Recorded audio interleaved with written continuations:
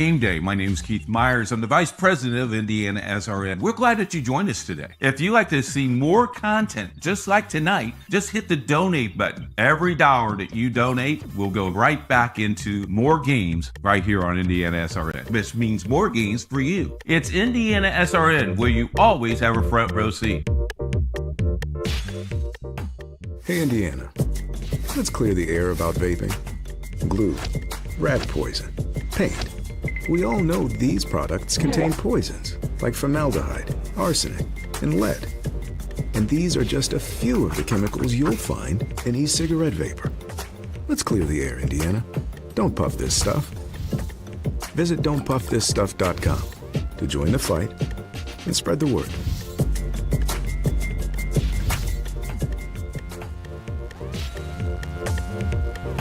We encourage you to follow us on Twitter at IndianaSRN. Find upcoming games, video highlights, and much more. Follow us now at IndianaSRN.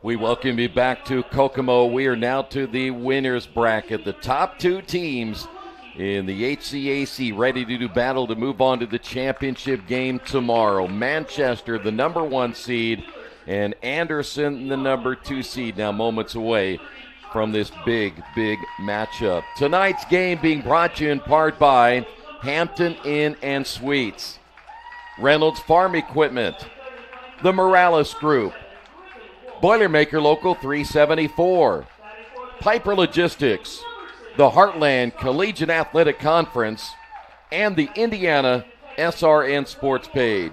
Troy Darengowski, Sean Kroll, we have had a exciting day again today. 2 elimination games. Those teams move on, but now 2 teams that are 1 and 2, and there's a reason why they're the top 2 teams, and we have a good battle on our hands coming up.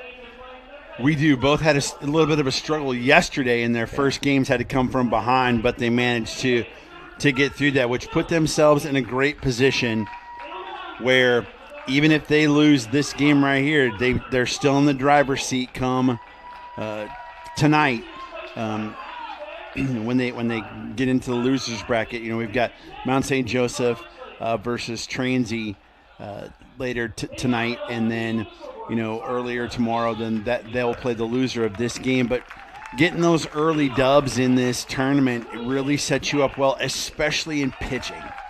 And that'll be a key tonight again. We're going to see Logan Nickel going this evening for the Ravens. He is a senior, not a spectacular line coming into this game, but they're going to need him to pitch well. And then on the other side, you have Ty Layson, who, when these 2 teams met the last time earlier this year, he threw a shutout. He did, 6-1 on the year. This is 12th appearance, his 11th starts, got a couple of complete games, 6-1. He does a great job. 2-to-1 strikeout to walk ratio. Opponents are hitting 286 off of him, so they're really looking for him to step up and have another great game tonight against Anderson. But it's a daunting task when you've got the 2 top teams in the conference going against each other. I just have that feeling this probably could be one of the best, if not the best game of the tournament, and a preview of what we'll see in the championship. I think those 2 games were kind of a wake-up call because, again, Manchester had to score 4 runs in the bottom of the 10th inning to get by, upset in Mount St. Joseph, And then on the other side, Anderson didn't have an easy time either with their game against Rose-Hulman, but they managed to pull out a win 6-2. Yeah, it started off kind of sketchy, with giving up a couple of runs in the first inning, but boy, man, did their ace settle down after that and just mowed through the lineup to get them through that. Nickel, this is his 11th game started this year, and his ERA is 5, but outside of that, he's really done a pretty good job in terms of, walks and strikeouts. Only's walked 10 batters and 32 strikeouts in his season so far. His batting average against is .290, which is pretty good, right on par with Layson as well. So I got a feeling this is going to be – it's either going to be one of those games, I think, and I'm probably going to end up being wrong because that happens a lot, where it's going to be a pitcher's duel or it's going to be a shootout. I don't feel like there's any middle ground here. We're going to find out here pretty we are. soon. See the right-hander throwing for Manchester, as they will be the home team in this contest. That is Layson. As we mentioned the last time these two teams met, they split. Anderson won the first game 9-8. Stosky ended up having a great day as Zach went 3 for 4, drove in 4. Southern, by the way, that day got the win. He had 10 strikeouts, but he had 8 walks. And then on the other side of the ledger with Ty Layson, 9 innings, 7 hits, and 5 strikeouts. So you get a pretty good idea. This guy right here is a real deal. I think that the strategy pitching-wise was to make sure that if they were going to play Anderson in the bracket, in the winner's bracket, to be this guy on the mound. When you deal like he did in the previous game against Anderson, that's in their minds. They know that, right? And so does Layson. And you look at him, you think he's not a very big kid. No, he's not. But that doesn't matter. What matters is did you throw strikes. So this is going to be an interesting game and a much better uniform matchup. You like this one? Yeah, I do. Yes. I do like this one. Yes. Charlie Jones will lead things off for the Ravens. 3:53 on the season as he steps in. He has 31 runs driven in. And we are underway. About 5 minutes past our normal start time. The pitch is outside for a ball. I hear Charlie Jones, I think of the old NBC broadcaster. Oh, yeah. 1-0 pitch is up high. 2 balls, no strikes. Jones, Dorton, and Wolf, top of the order here for the Ravens. Number 1 and number 2. The 2-0 pitch. Outside, 3-0. Jones from Andran, great baseball program there in the region. 3-0 on the way. There's a strike. Feeling out the umpires. Yep. See what kind of zone that's going to be. Yep. The 3-1 pitch came inside on the inside corner, and all of a sudden the count 3-2. Nice job by Layson figuring out what's good and what's not. Let's see what he does here. Oh. Lost him. Leadoff walk for Jones. That'll bring up Trey Dorton. Dorton, 314 on the season. By the way, Gleason behind the plate. Bortone at first. Mariani's at second. Westfield at short. Haynes at third with Horner, Dirkman, and Cobb from left to right in the outfield. Speaking of Westfield, that's where Dorton is from, Westfield, Indiana. Good program there, Ryan Bunnell. That breaking pitch in there for a strike. Boy, Hamilton County, just that area in general, just turns out so many athletes in every sport. Here's the 0-1 pitch. He'll lay down the bunt, third base side. Layson coming off and throws to first, gets the out. But Dorton able to get the runner to second base. Wow, you can tell he's also an infielder because he barehanded that ball.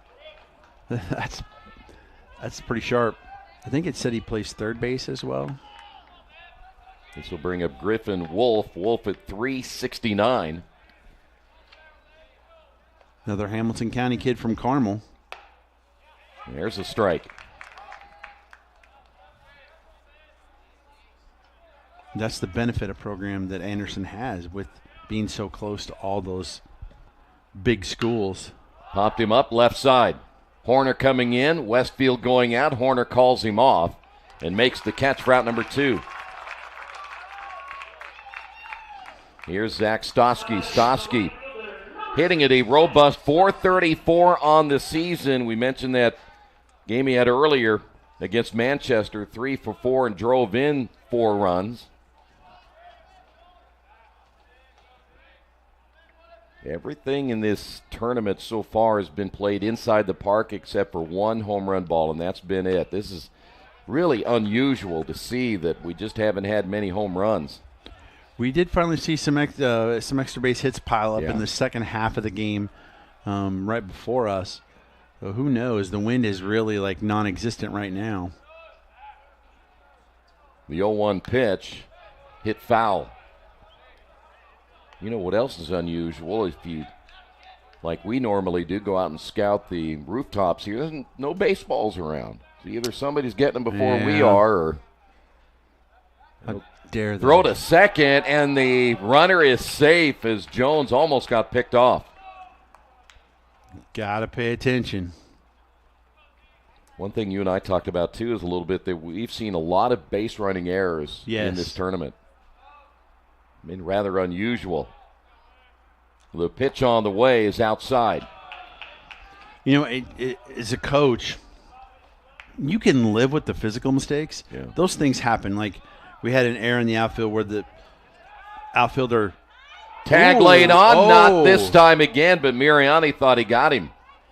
Where he slipped and fell, right? And so everybody advanced to base. Nothing you can do about that. It's the mental mistakes that are the ones that just drive you crazy.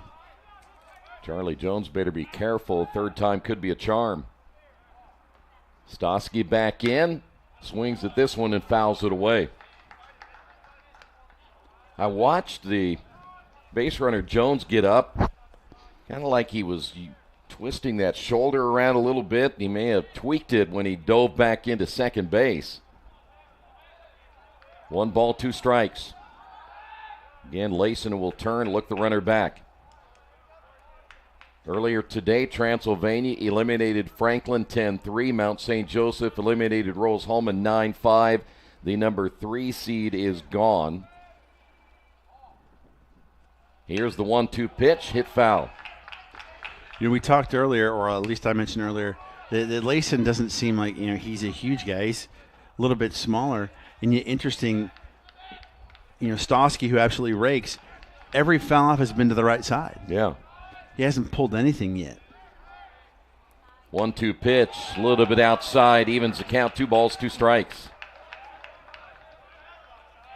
He is one of the few hitters that wears an actual cage as a hitter on his helmet. Man, I don't know how anybody could not do that, or at least have the jawline. 3-2. You know, like almost all the major leaguers now have the thing that comes down for the jaw. I don't know how you could play without that. 3 balls and 2 strikes now to Zach Stosky. Layson trying to get out of trouble here. Grounded hard to the third baseman, Haynes. He'll throw to first, and that'll do it. They'll leave it run on after half inning. Anderson nothing. Manchester coming to bat.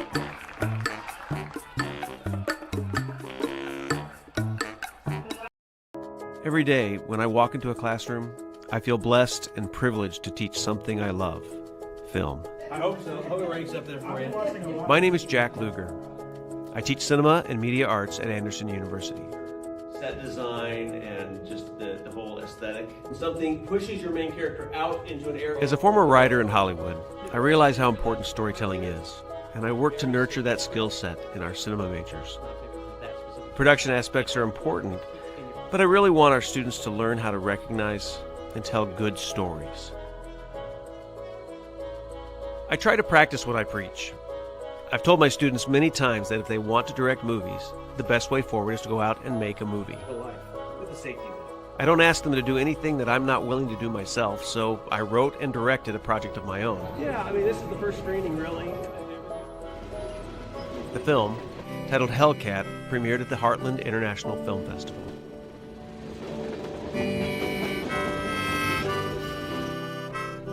Ricky? Suze? What are you doing here? I work here. What's your excuse? Who was that? A ghost. He left me here to see the death every day. What do you think Jameson's doing right now? What do you mean? Pastor C says he's in heaven. Well, what does that mean? Like, what do you do in heaven? You're asking the wrong guy. The story itself actually started kind of percolating about. One of the great things about Hellcat was that I was able to bring students into the orbit of the film. For example, one of our majors was the cinematographer. If you're interested in studying cinema and media arts at Anderson, let's talk.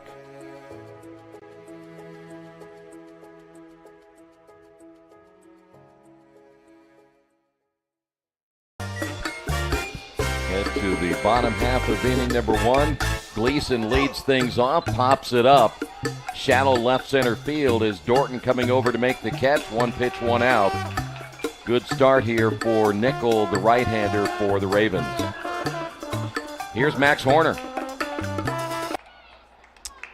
Max, a freshman from Goshen, Indiana.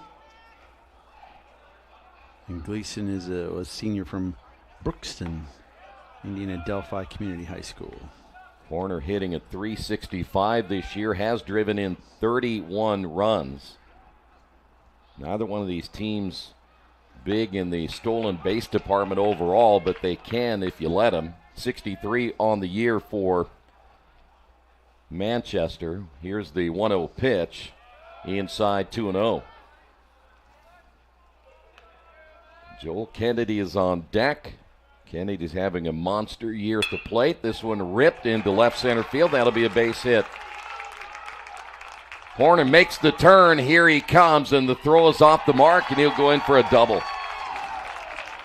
Great base running there by Gleason because he took a wide turn and then saw the throw from Dorton was headed up the line towards the second baseman and kept going, knowing it wasn't going to be a close play and he could get in easily to second base.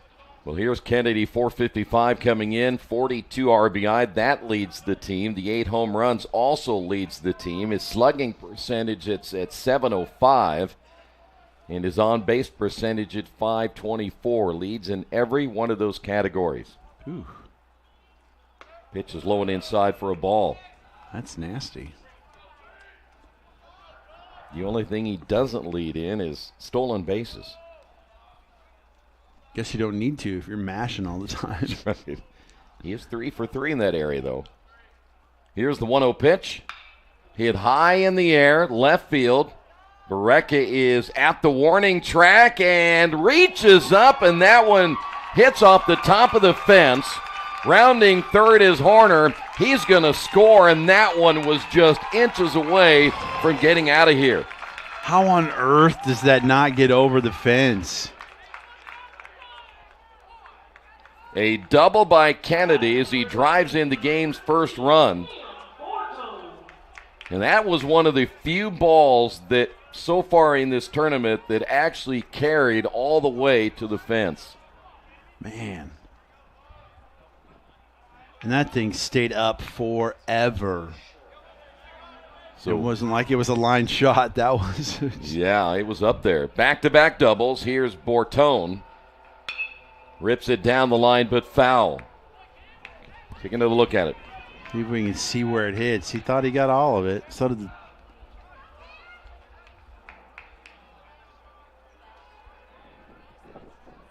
Well, he certainly got there in plenty of time. That thing hit right off the top of the wall. Wow. You're right. Definitely inches from a bomb. The 0-1 pitch. Grounded foul left side. Well, you can see why that Joel Kennedy has home run power for sure. Mm-hmm.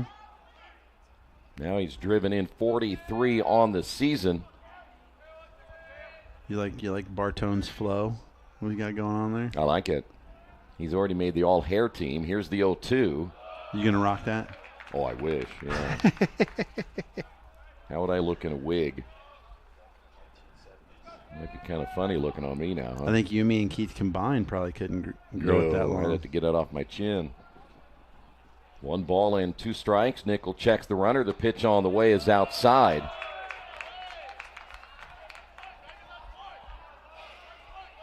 Boy, the one thing you don't want to do is get down early to the Spartans. I think, again, that 2 teams got a wake-up call yesterday, knowing that nothing was going to be easy, as that's fouled away. So 2 balls and 2 strikes.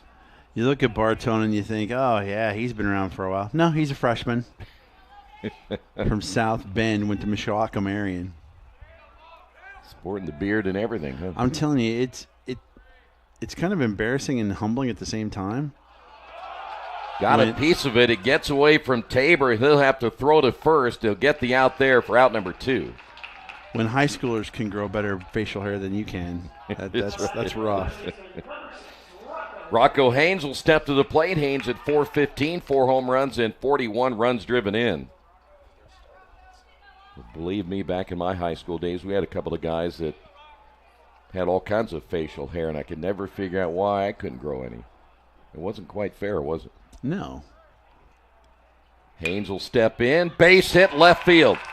Kennedy rounding third. They're going to wave him home. Here comes the throw, and they're going to get him at the home plate area, and he is gone.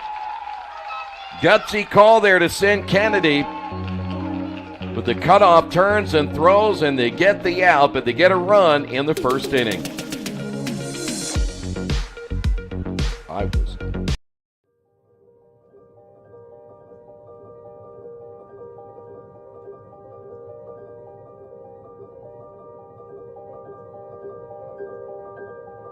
Whenever I tell somebody that I go to Berea College, it's automatically, oh, so do you make brooms? And I have the pleasure to say, yeah, I actually do.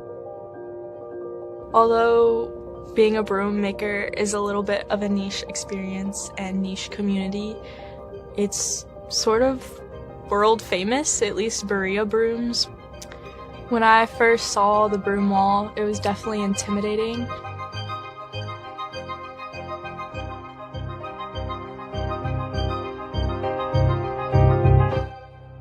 Coming in there as a woman, I was scared that I wasn't strong enough, but thankfully I am strong enough. And throughout learning a specific broom, especially within our catalog, it can be really defeating when you try to execute something and it's not quite right. But when you finally get it, it's really rewarding. I think having the confidence. We're back here in Kokomo, and the HCAC Teamwork Fields Championships in every sport. It'll be Tabor, Berea, and Sightseer. I'm still shocked. I mean, it caught me off guard that he went home. It baffled me right there. Here's the pitch by Layson, lifted high in the air. Whitman is there. He'll make the catch, 1 away. Take another look at it. Definitely a surprise sending it if the angles are right. You'll see, like, he's picking it up before he even hits third. Yeah. He's out by a long way. Here's Berea. Back up the middle, base hit. They are first pitch swinging here in the second inning. But that play right there also goes to show you how important it is to hit the cutoff man. If he tries to, go all the way to home plate, he's either going to airmail it over the catcher or it's going to hit before it gets to the cutoff man, and they're not going to get him at home plate. So hitting that cutoff man is such a huge fundamental play for outfielders. Sidzinger steps up, the designated hitter now, runner on. Check swing. The pitch was low in the dirt, and they're going to say he went around. I'm surprised the ump didn't call that. We can see that one up here. That's right. No balls and a strike. Throw to first, tag laid on, and it was close, but not quite. Ooh, if that's not his A move, wow, that was nice. That one lifted high in the air to left field. Horner will have a play on this one. Berea back to first, 2 outs. They are just under a couple of their swings here in the second inning. That'll bring up Cody Jackson. I mean, we haven't seen this many outs by outfielders this early in a game yet. Yeah, it's been a while. So Jackson steps up, runner at first base. That is Berea. See if they'll try to get something going, trailing at 1-0. Throw to first, and another good move by Layson. Jackson's a sophomore from Sellersburg, Indiana, went to Providence. Right down the middle for a strike.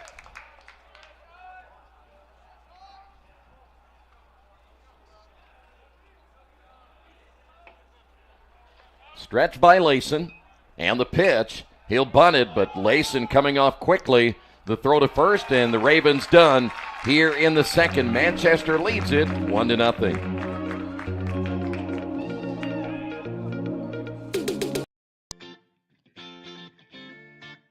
Hi, I'm Zach Likens. I'm Ella Zaborowski. And I'm Darius Spokey, and we're admissions counselors here at Bluffton University. And we're going to show you some of our favorite places on campus. College Hall, this is where it all began in 1899. It's home to Ramsire Auditorium and the Learning Resource Center, one of 3 student success centers on campus. The other 2, the Writing Center and the Center of Career and Vocation, are right next door in the Musselman Library. Our success centers are a big reason why 98% of our graduates are employed in graduate school or completing long-term service within the first 6 months of graduation.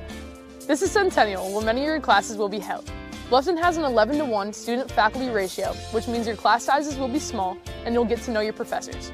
Plus, Bluffton has more than 90 majors, minors, and programs to choose from. Ready to have some fun? Let's check out Marbeck Center, home to the Commons, where you eat. Marbeck Desk, where you can check out equipment like hammocks and bikes, and Bob's Place, where you can hang out and where our voluntary chapels are held. Bluffton has more than 60 clubs, student groups, and intramural sports like tennis ball golf. Right behind me is Emory Sears Athletic Complex. It holds Salzman Stadium, Memorial Field, and the softball diamond. Stadium lights are recently installed on Alumni Field so games can be played under the lights. You'll also be able to enjoy Beaver tailgating, Bluffton Olympics, and movies under the stars. Back here in Kokomo, first-year phenoms to senior standouts, HCAC athletes rise together. We head to the second. It'll be Westfield to lead things off as Nickel misses low. Winner of this will move to the championship tomorrow at 4:30. Pitch is low and inside. Westfield's a freshman infielder from Rockledge, Florida. He is a long way from home. Pitch in there for a strike. I'm curious how you go from Florida to Manchester. That's a great question, and I'm just kind of perusing. The 2-1, low and outside, 3 balls and a strike. There's 4 kids on the roster not from the state of Indiana. Hit foul. There's 1 from Illinois, Florida,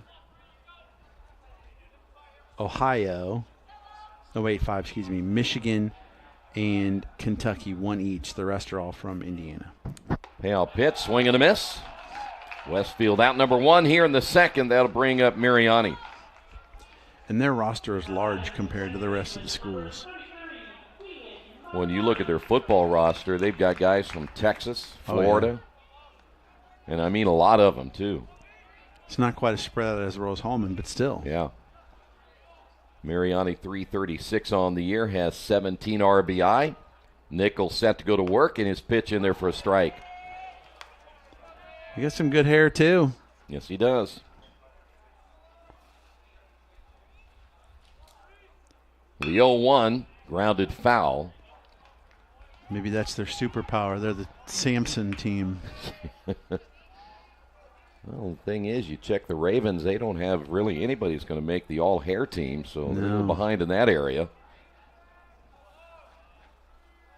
Here's the 0-2 pitch. Reaching out, poking this one to the right side. In the hole, Hogan, the throw to first, 2 away. It's a nice play by Hogan. Ball hit deep into the hole there, but just so smooth in picking it up and getting it out of his glove quickly to throw him out at first base. Nice play. Mitchell Cobb will step to the plate now with 2 away. Cobb at 355 on the year.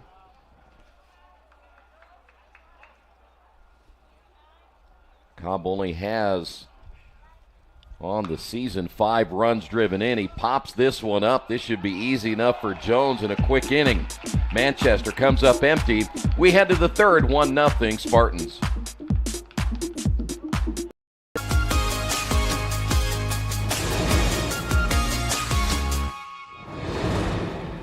Let's hear from Aus, a senior biochemistry major from Syria.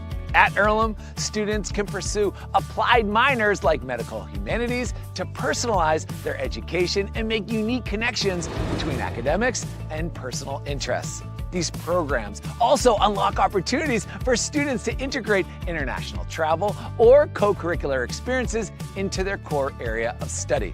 Tell us all about it, Aus. Take it away.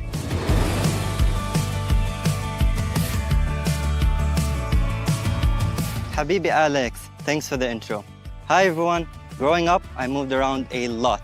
I attended 9 different schools across 5 countries. And because of this, diversity in education was important to me. And Earlham College, with this diverse student body and opportunities, did not disappoint. Earlham has many unique programs, like the Applied Minor programs. Through the Applied Minor programs, students get to personalize our education and make direct connections between academic interests and co-curricular activities. As a pre-med student, I have an applied minor in medical humanities, which integrates the study of ethics, history, and cultural aspects of medicine. This minor has been essential in shaping my understanding of... Well, you take a look at the starting pitcher, Layson, as he's ready to go to work here in the third. It's Hogan, Jones, and Dorton, 9, 1, and 2. Don't forget the Hampton Inn and Suites 7th inning trivia question that'll be coming up. Last game, it was a lot better than the previous 30 or 40. So he's on his way up now. Hogan steps in and takes the pitch inside for a ball. Can I take a little bit of credit for that since I'm here? Maybe that's the yeah, your reputation. Good luck charm. Yeah, I don't know. I think you're.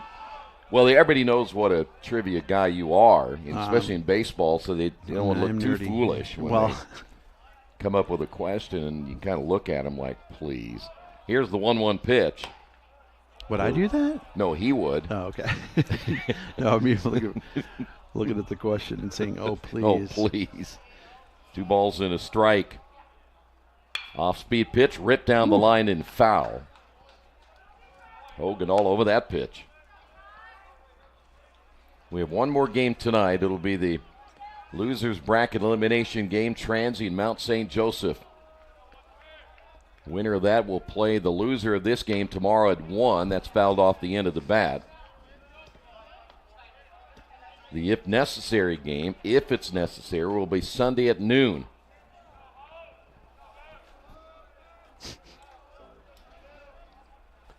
Here's the break-even pitch. Got him on the inside corner. Nice breaking ball. Here's Charlie Jones. He walked in the first inning. Way to get on the good side of the producer there. I didn't think he was listening. I guess I shouldn't mention Sunday again, should I? Probably not. Pitch is inside, 1-0. Jones again walked, left stranded in at second base in that first inning. It's kind of the same thing. Like if you see clouds in the sky, don't say anything. You mean like it might rain or something? I wasn't sure if that's what you meant. You're spitting in the wind, Troy. Here's the 2-0. 2 balls and a strike. I was wondering why a lot of the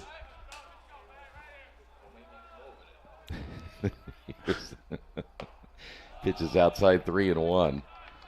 Can the entire press box hear us? No, but I'm sure somebody's relaying a message to him. Yeah. Here's the 3-1. Lost him. So Jones on with his second walk. Well, let me just say, all the SIDs of all these schools are great. They're fantastic. They are. Except maybe Mount St. Joseph, but he's a little shady, isn't he? Here's Dorton, 0 for 1.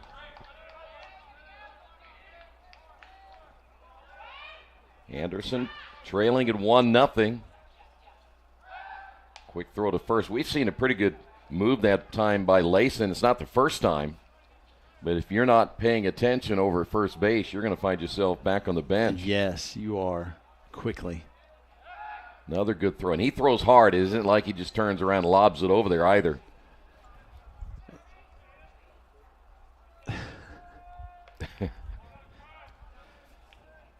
Breaking ball, swing and a miss. That is nice.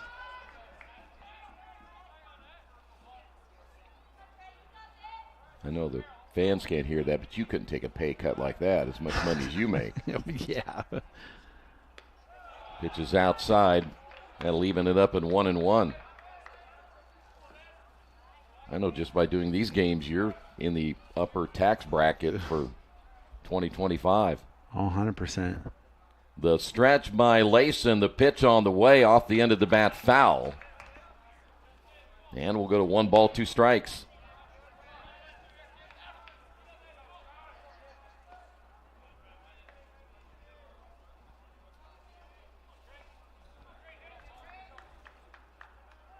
Jones is the third base runner tonight for the Ravens. And the pitch is outside. 2-2. It's a nice breaking ball. Tried to see if Dorton was going to offer at it.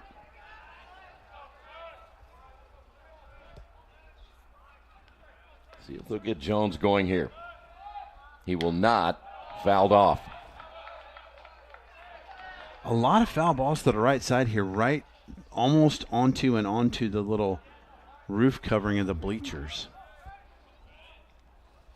Yeah, I noticed there, too. Nobody really hustled after that foul ball either. Runner takes off, pitch low and outside. The double pump by Gleason and a stolen base by Charlie Jones. Not just that, but he almost looked like he took the head off of Layson. It was a low throw when he bobbled it. Let's take no, I thought that was a replay, but yeah, that ball came out hot and low, and good thing Layson was crouched down. Boy, but a great pitch will get Dorton 2 away. Already 2 strikeouts now by Layson, and that'll bring up Griffin Wolf. I assume that's going to be scored wild pitch and not a pass ball. Yeah, always protect those catchers, so it had to have been a wild pitch. Well, being a former catcher myself, I agree with that. Yes.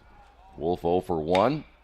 Hard hit into right field. Cobb back on it, makes the catch, and a tough one there, and a line drive right at you. They leave a runner on. Anderson fails to score. They trail it 1-0. I'm Arvind Tapalia. I am Associate Professor of Physics at Franklin College.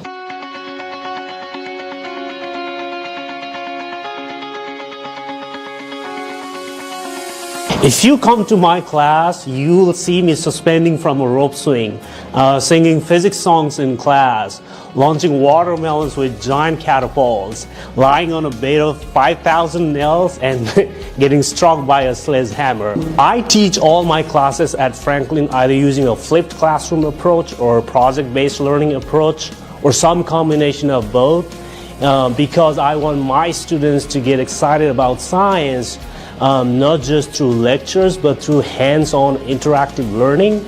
And as a faculty, I feel really encouraged and supported by the college to step outside of the traditional teaching practices and explore and apply more engaging and experiential learning approaches. My enthusiasm sort of naturally translates into a more positive and engaging experience for my students. And I think teaching isn't just about delivery of content. I think it's more about creating an environment where both my students and I can grow together. As Einstein once said, I have no... We head to the bottom of the third. It's Dirkman, Gleason, and Horner all due up now for Manchester in an early 1-0 lead. 1 run, 3 hits, no errors.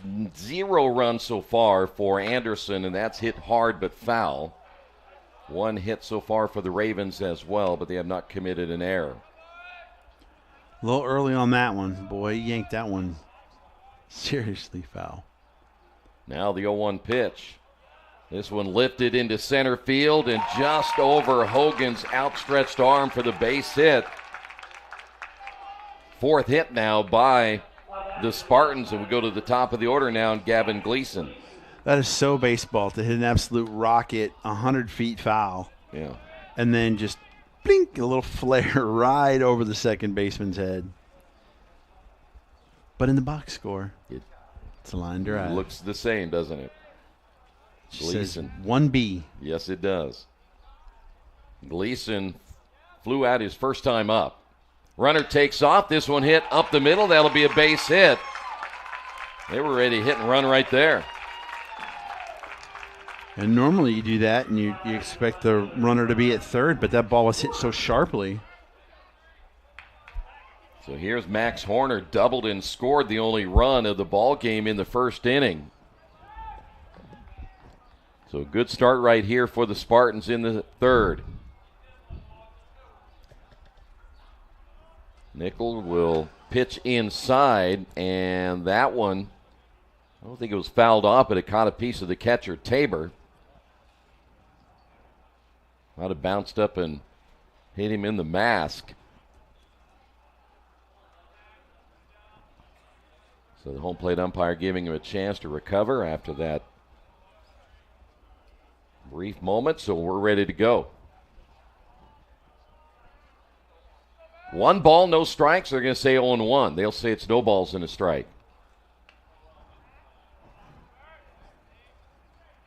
Runners at first and second. Here's the stretch by Nickel on the pitch. He shows bunt and offers. And quickly behind it, 0-2.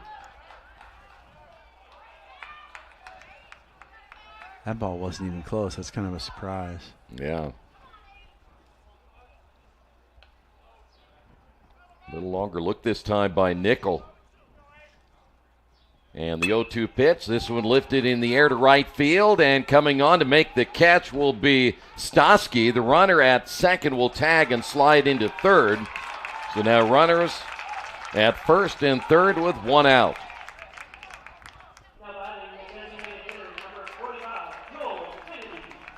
Here's Joel Kennedy.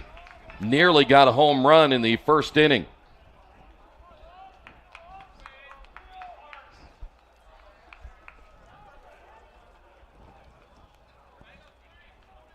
Kennedy was thrown out trying to score on that base hit by Rocco Haynes. And was thrown out easily at the plate from second base as he got the third out of that first inning. The pitch hit hard into center field. That's going to be a base hit. Dirkman will score. Heading to third will be Gleason. And Kennedy does it again. His second run driven into the ball game. He's seen 2 pitches?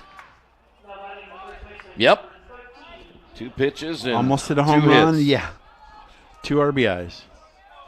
And it's nice, I think, too, when you got a guy like Kennedy and you can hit Horner in front of him, who's a freshman, and Bartone behind him, who's a freshman, they're going to get better pitches to hit knowing that he's between the two of them. Yeah. So it's a great job building this lineup there for Coach Esposito.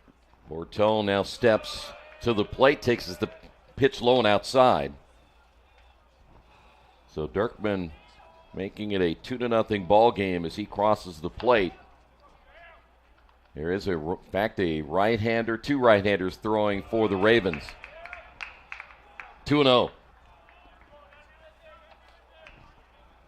Bartone struck out in the first inning. And Nickel will have to be very careful here. Here's the pitch, and he misses high. 1 pitch away from loading things up for Rocco Haynes.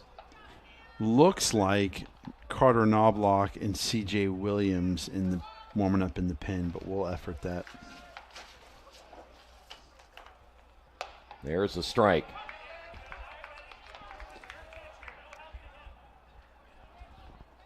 Even though this isn't an elimination game, you definitely want, you're still going to pull the plug early so it doesn't get out of hand. There's a strike.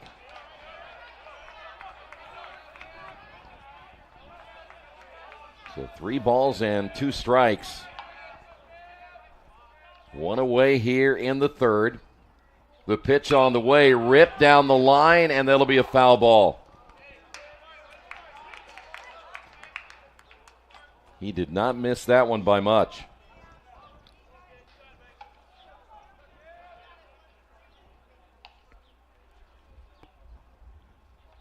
Not a ton more you can do with a ball like that on the inside part of the plate. Again, they stand so close to the dish. Runner starts to take off, snap throw. They get the batter, and now they will have Kennedy in a rundown. Now the throw to the plate, not in time. The run scores. Heads up base running by Gleason. And Kennedy advancing down to second base.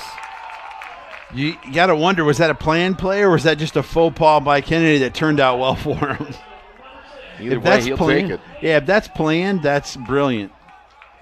So 2 outs, and that'll bring up Rocco Haynes, and now you have another runner in scoring position. And 2 runs across in the inning, 3-0. The pitch by Nickel on the way, lifted high in the air, shallow center. Dorton will camp under it and make the catch, but 2 runs across. Manchester on top of this one, 3-0.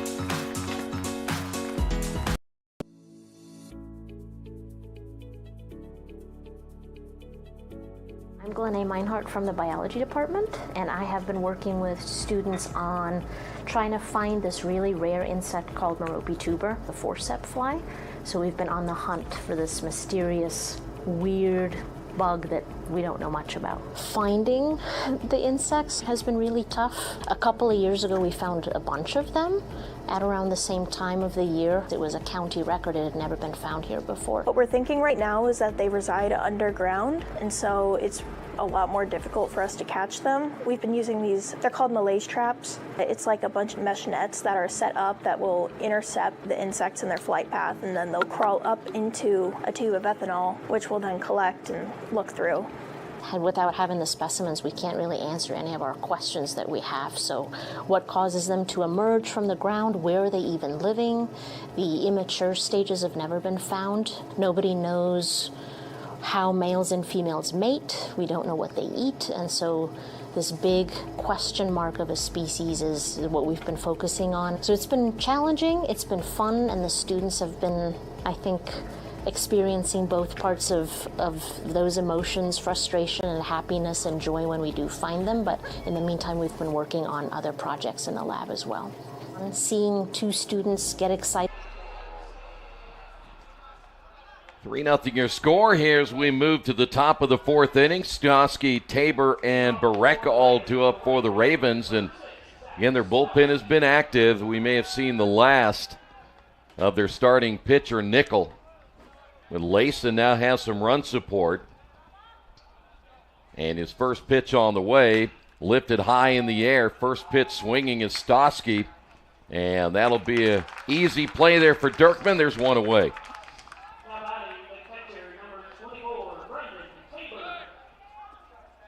You can see here on the strikeout, he slips. Kennedy slips, and then as soon as first baseman throws, he took off. Still a close play there at the plate as Tabor steps up. Well, and the one thing about the runner at third, he's waiting to see what that first baseman is going to do, because once he throws, he took off. Yeah, Horner bolted as soon as he threw it to second. 1-0 pitch is low. That was Horner, correct? I think. Let's see here. You had Gleason scored that run. Okay. Yeah. Hit foul.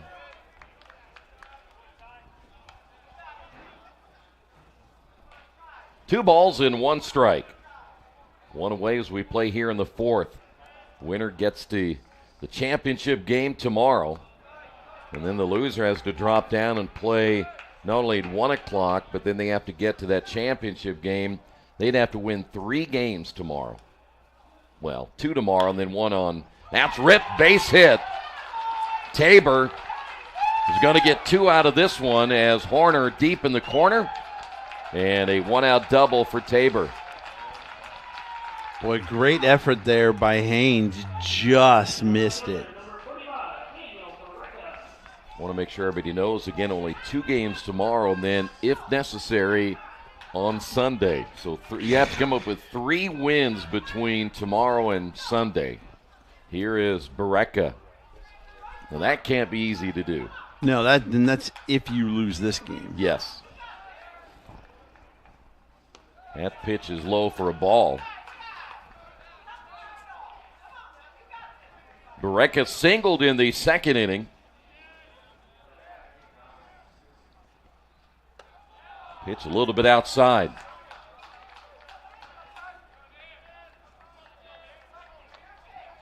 2 balls, no strikes, 1 out here in the 4th.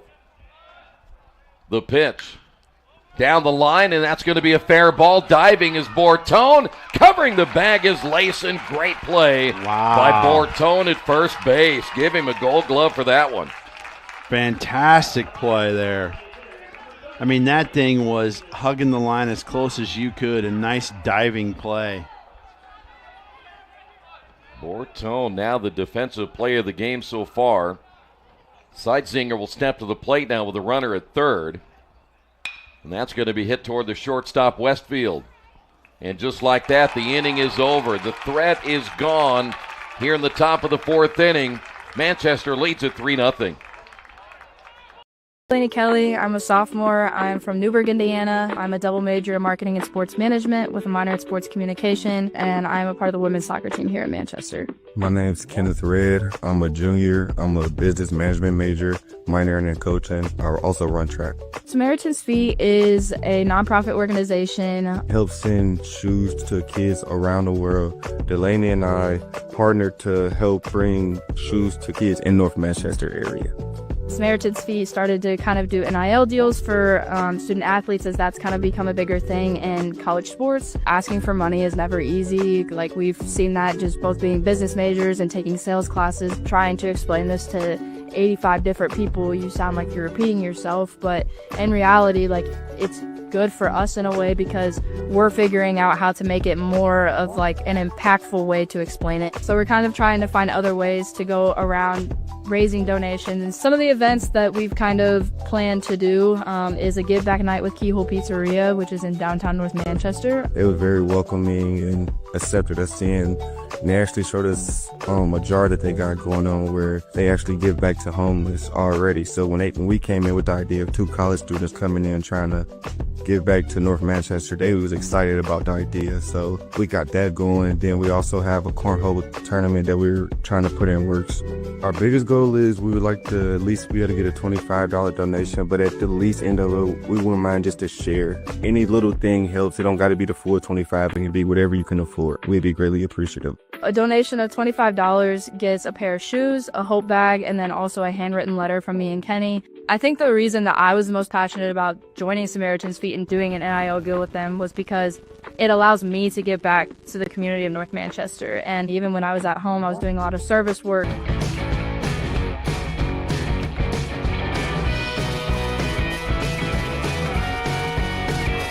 Back here, 3-0. New pitcher now for the Ravens, and they've gone to their bullpen now for the first time tonight. And the pitch is in there for a strike. Dalton Wasson will take over, so Nickel goes 3. He is the pitcher of record for the moment. That pitch in the dirt in front of Tabor. Westfield, Mariani, and Cobb here in the 4th. The pitch on the way and nearly hits him.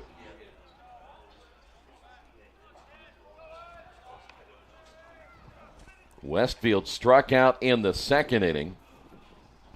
That was a 1-2-3 inning for the Ravens. Here's the 2-1 on the way. Swing and a miss. That'll even the count. 2 balls, 2 strikes.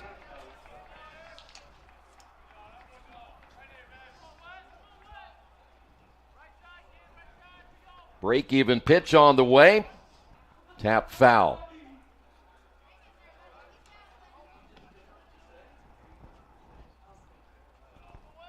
Sun could be a factor for those players on the right side as it's getting close to eye level now. Here's the 2-2 on the way. Lifted in the air down the line. Barreca will not get to it. That's going to be a fair ball.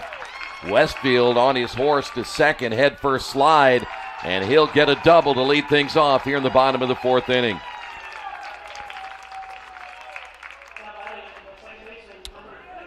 Well, they've had a couple of those right down the line. Watson's a transfer from Belmont. This year he has, I had it there, there we go. 7.71 ERA, 1-0. Mariani will step to the plate. He is 0 for 1. They have scored in the first 2 of the 3 innings we have played, and trying to get another one here as Mariani will take that one for a strike. 9.1 innings pitch, 8 earned runs, 11 strikeouts, 6 walks.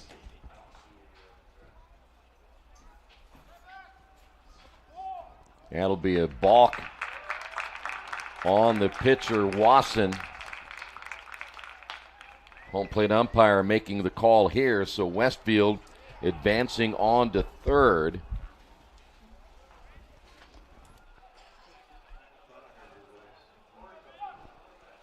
So now 90 feet away from making this a 4-0 game, and the pitch is way outside. 1 ball, 1 strike.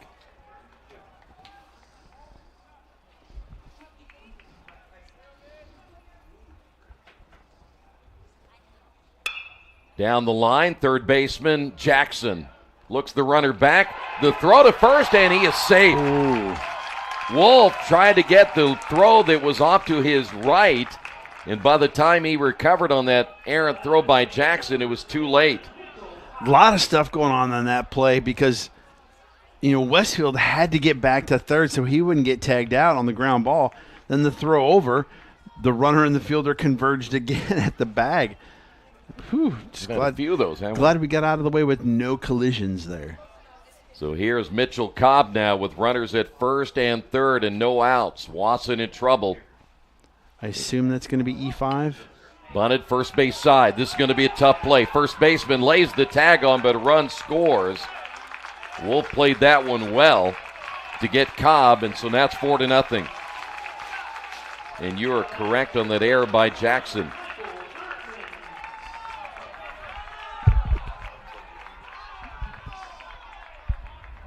So now Dirkman will step to the plate. Dirkman singled and scored in the third.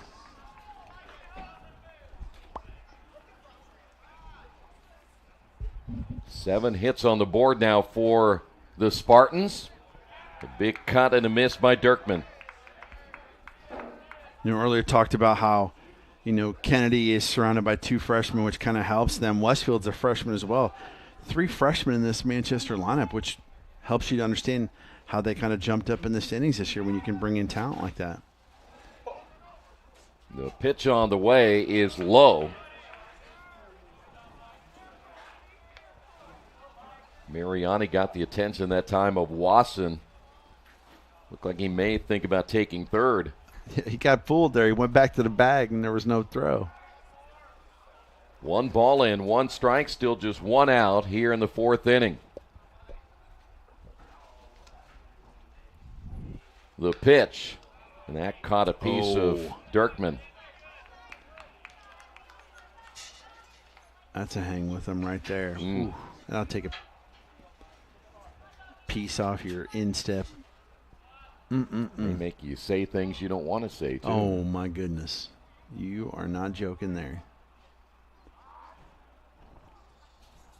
Dirkman recovers quickly. He's ready to hit once again as Mariani down at second base. Wasson, long look to the plate, and he'll foul it off again. For those of you that never played baseball and don't understand what we mean by that, I would compare it to, biting your tongue really, really hard. Self-inflicted kind of thing. Don't you think? Yeah, I agree. Ooh, yeah, that hurts rough. too. So you really clamp down on that tongue. Oh, man. I almost think biting your cheek is worse. That could be. That one's fouled away. However you look at it, I always bite through my cheek. I don't just bite it. Bite it hard enough to cause a lot of damage. What are you chewing on? That's what my wife says. Why are you chewing so hard? It's all the tension that builds up, throughout the day. Yeah, I'm chewing hard to eat fast so I can respond to all your questions. That's right. She's not listening, is she? No. Okay. Here's the 1-2. Swing and a miss. Tabor will throw down to first and get the out, 2 away. Or watching, I guess that too. No, that's definitely a no. Here's Gleason. Yeah, I bet the same for my wife. But if she is, I guarantee you she'll text me. But I don't expect a text. So. No. Gleason 1 for 2, a run scored, singled in the third.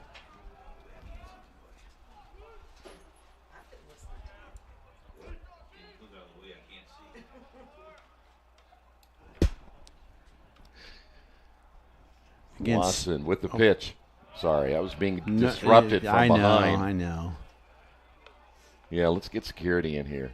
I'd like to see an ejection from the stadium. Still super impressive that your leadoff guy and guy with some wheels is your catcher. Right.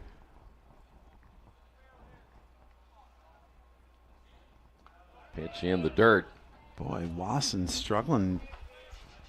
Balls down in the dirt turf, the brown turf. And he may be lucky if he can get out of here with just one run. Very much so.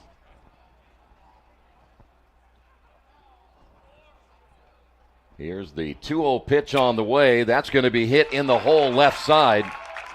Mariani rounding third. Berea with the throw to the plate. The tag laid on, and they got him. Great throw by Berea from left field to nail the runner at the plate. But a run across for Manchester. They lead it 4-0.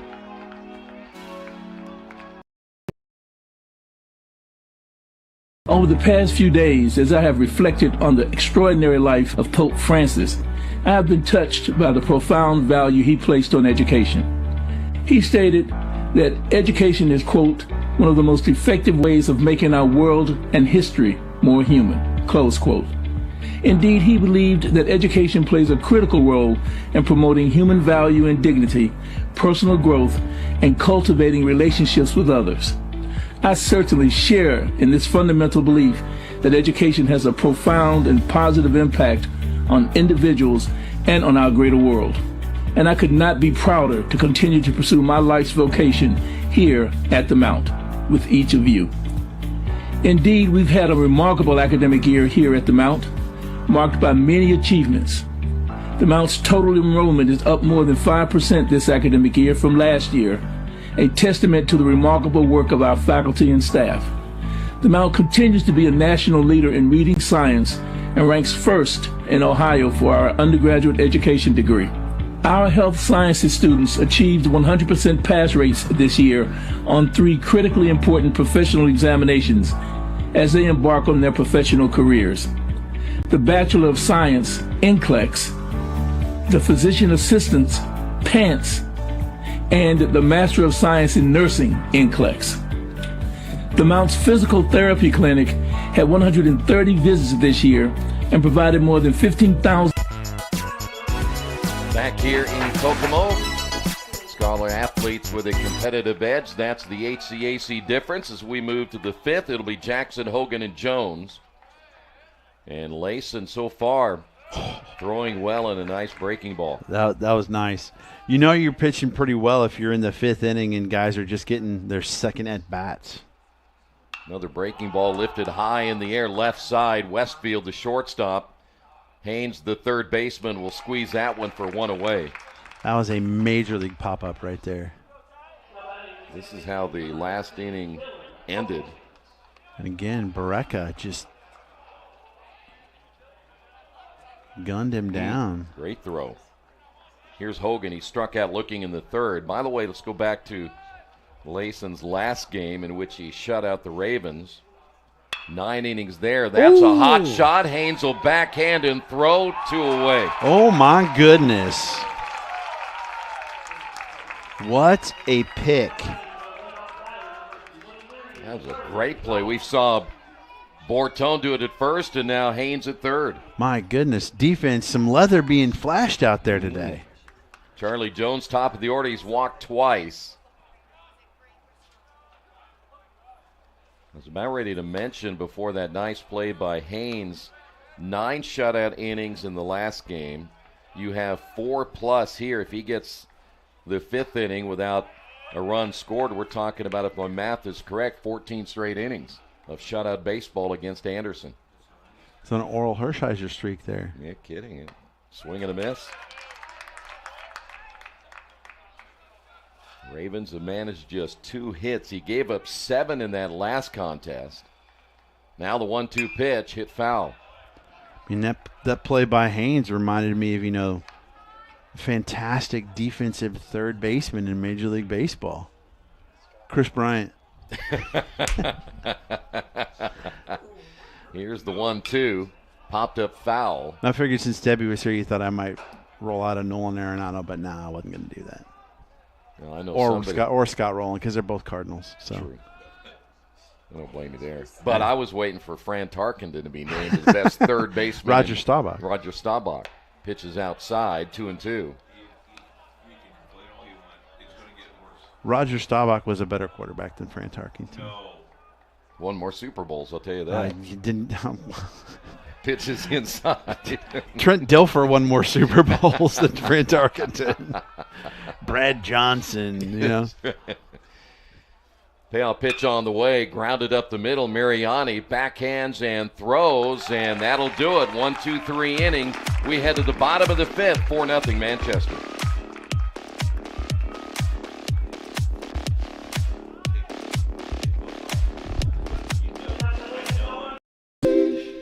A lot of times when you come to Rose, students will say the work is hard.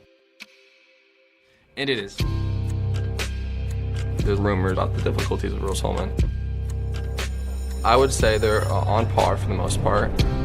But 9 times out of 10, at the end, the student's gonna end with that statement, but it's worth it, or I really enjoy it. And I think that's really the key part. Like, if you really like doing something, it's gonna be a lot of work. So the commonality is just the love for science and math. Mathematics is really the basis of all science and engineering. It's the language that we use. We need to make sure that they have that backbone in order to succeed as future scientists and engineers. We collaborate as faculty, and they see how one class starts to impact another class. Math, science, technology, how intertwined they are.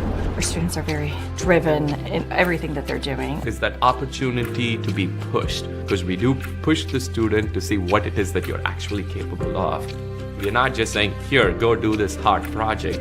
We are right there with them. I think that matters. Our job is to create a safe place to fail. That would be terrifying if you did that alone. That results in students that are ready to walk out of the door and into their 4-0 as we head to the bottom half of the fifth inning. It'll be Horner, Kennedy, and Bortone. Wasson back out for another inning of work. We'll give it that one run in the fourth. Chopper third base side, snagged there by Jackson. Off balance throw in time. Nice play by Jackson. Look what I found. You could see him kind of turn his head as he went to scoop it. Well, the one thing about it, you got to hurry here, and I think Horner's pretty quick, and when you're running on this turf, you have a tendency, I think, to be a little quicker, right? Running down the first base line. We don't know. I mean, I've seen some people run it, and it takes them like 35, 40 seconds to get down. There's the guy behind me. Let's see him race Kennedy. I would love to see that. Kennedy actually took a pitch. He did. Not this one. Okay. Base hit. Oh, my goodness. 3 for 3 on the day. He's going to get 2 out of this one. He may get 3 deep in the corner. Oh. And he stopped. I wanted the cycle. I wanted a potential cycle. Kennedy, second double. And Stosky got to it pretty quick, and I thought maybe Kennedy was going to make that turn. And we saw him do that earlier in the ball game. Well, this was his own decision, not the coach's. That's right. He knows his limitations. Mm-hmm. Bortone will step up. Bullpen has been a little bit quiet here for the Ravens, but they may not stay with Wasson much longer. Yeah. 9 hits now by the Spartans. That pitch is low.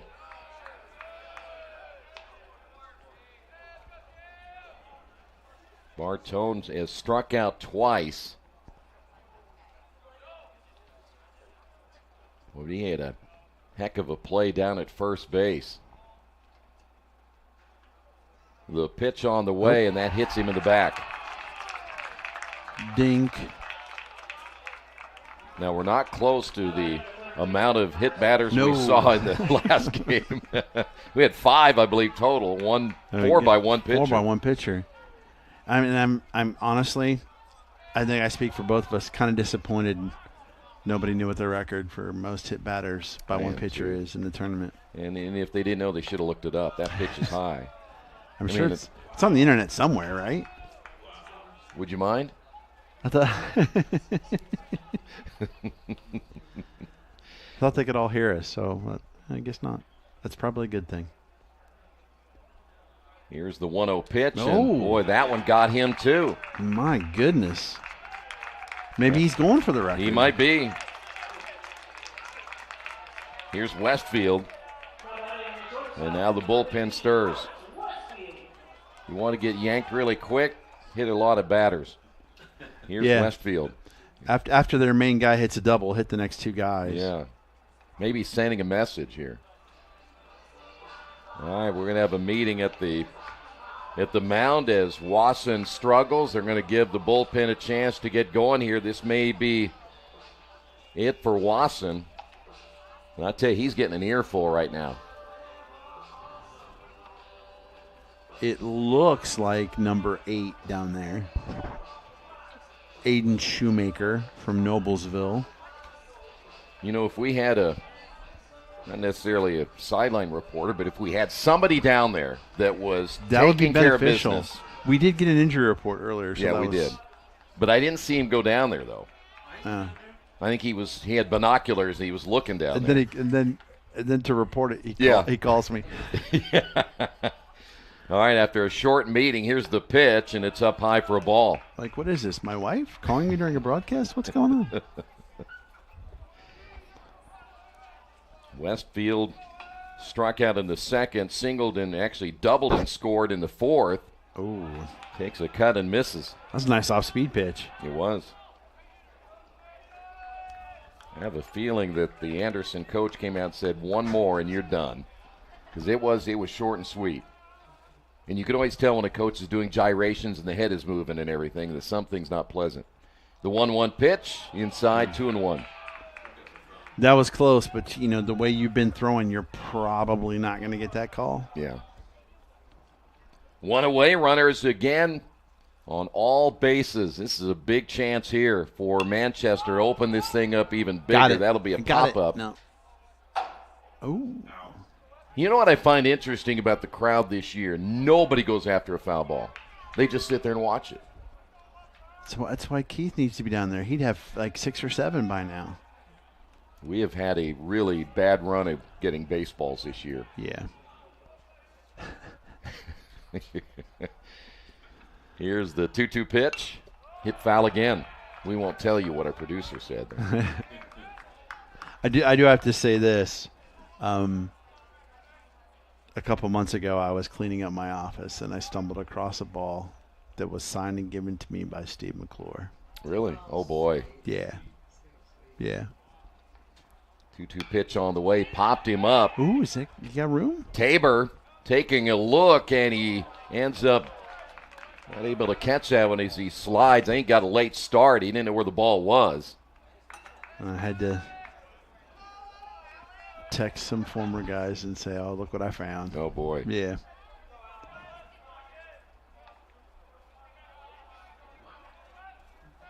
We'll stay at 2-2 now to Westfield.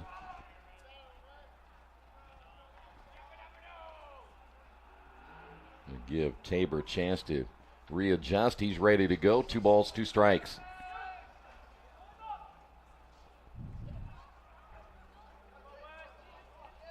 Your break-even pitch on the way is up high. We have seen, I think, 2 to 3 different times in this tournament where we've had bases loaded and the next guy walks. How many pitches is Wasson up to now? Hit foul. That's a good at-bat. Well, that's 26. Only 26, wow. Yeah. I feel like there's been 26 in this at-bat.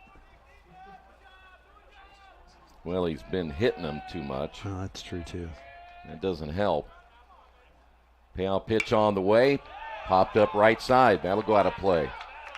Bullpen. No, just over the bullpen. This is a battle. Oh, the kid got it and then threw it back. He gave it back. Oh. What are we teaching these kids? 3 balls, 2 strikes. The pitch. Popped him up. Man. Will be an infield fly rule as Hogan will squeeze it for out number 2. So Westfield down. That'll bring up Mariani.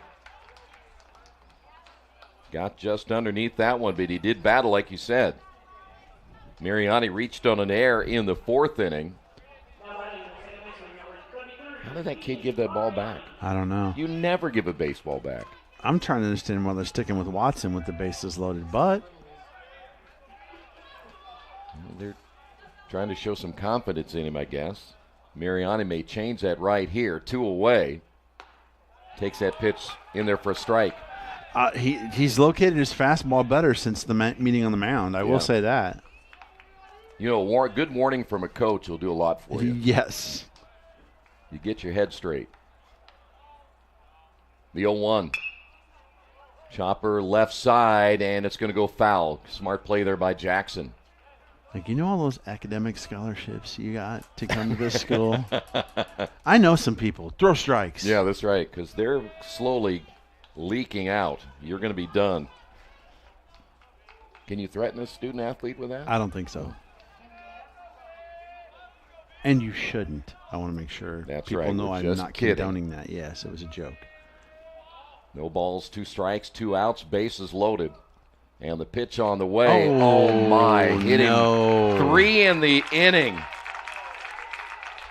And Wasson. That right now, we know for this tournament, this time is a record. All right. That one got him in the wrist, too. That one could not have felt good. Boy, and he was 0-2. So here's Cobb. Now I'm really surprised he's still in. Yeah, because you know he's ready in the bullpen. He's standing there just waiting. That one high in the air to left field.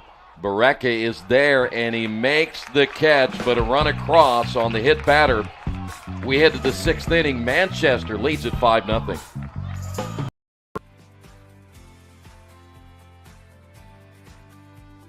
Every year, the Econ Senior Seminar class does a project of community outreach, and we kind of have full authority over which group we want to work with for the semester. We wanted to stay local, and we looked at a couple options, and we settled on Town Branch because it's very close to Transy and it's going to affect Transy students. I think the downtown partnerships are very nice because students should be able to see that they're part of a life, and I think when you can literally from the steps of the school see a place or be able to walk to it, it just seems different. And you're oftentimes, I've seen over a decade of doing this, students feel more empowered to work with a group. So Town Branch Park is a nonprofit organization that's bringing that green space back to downtown Lexington, which is something very new and refreshing that I think the community could frankly use. I think this project's unique is because how cooperative Town Branch Park was, and Town Branch Park did a very good job of being invested in our project and giving us everything we needed to be successful. I think working in a professional setting definitely prepared us for the future. We really got to take the initiative with this project, and it was very student-led. When we were at our meetings, I said,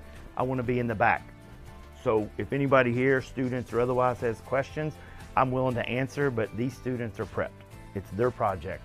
They are in charge. I think working for a client rather than a grade was definitely a different experience because when you have that face-to-face interaction, it's not, you're doing it for other people and not for yourself. And so we are back. We're being bothered by people in the press box, so we're going to try to get back to business here. Going to be serious. That's a good idea. Dorton will lead things off. Producer coming up with great ideas, or he has to lead. We'll do the next trivia question, and if you don't answer it, we don't have to do yours, and you have to leave. Pitch on the way is inside. Debbie stays. Debbie stays. You got to go.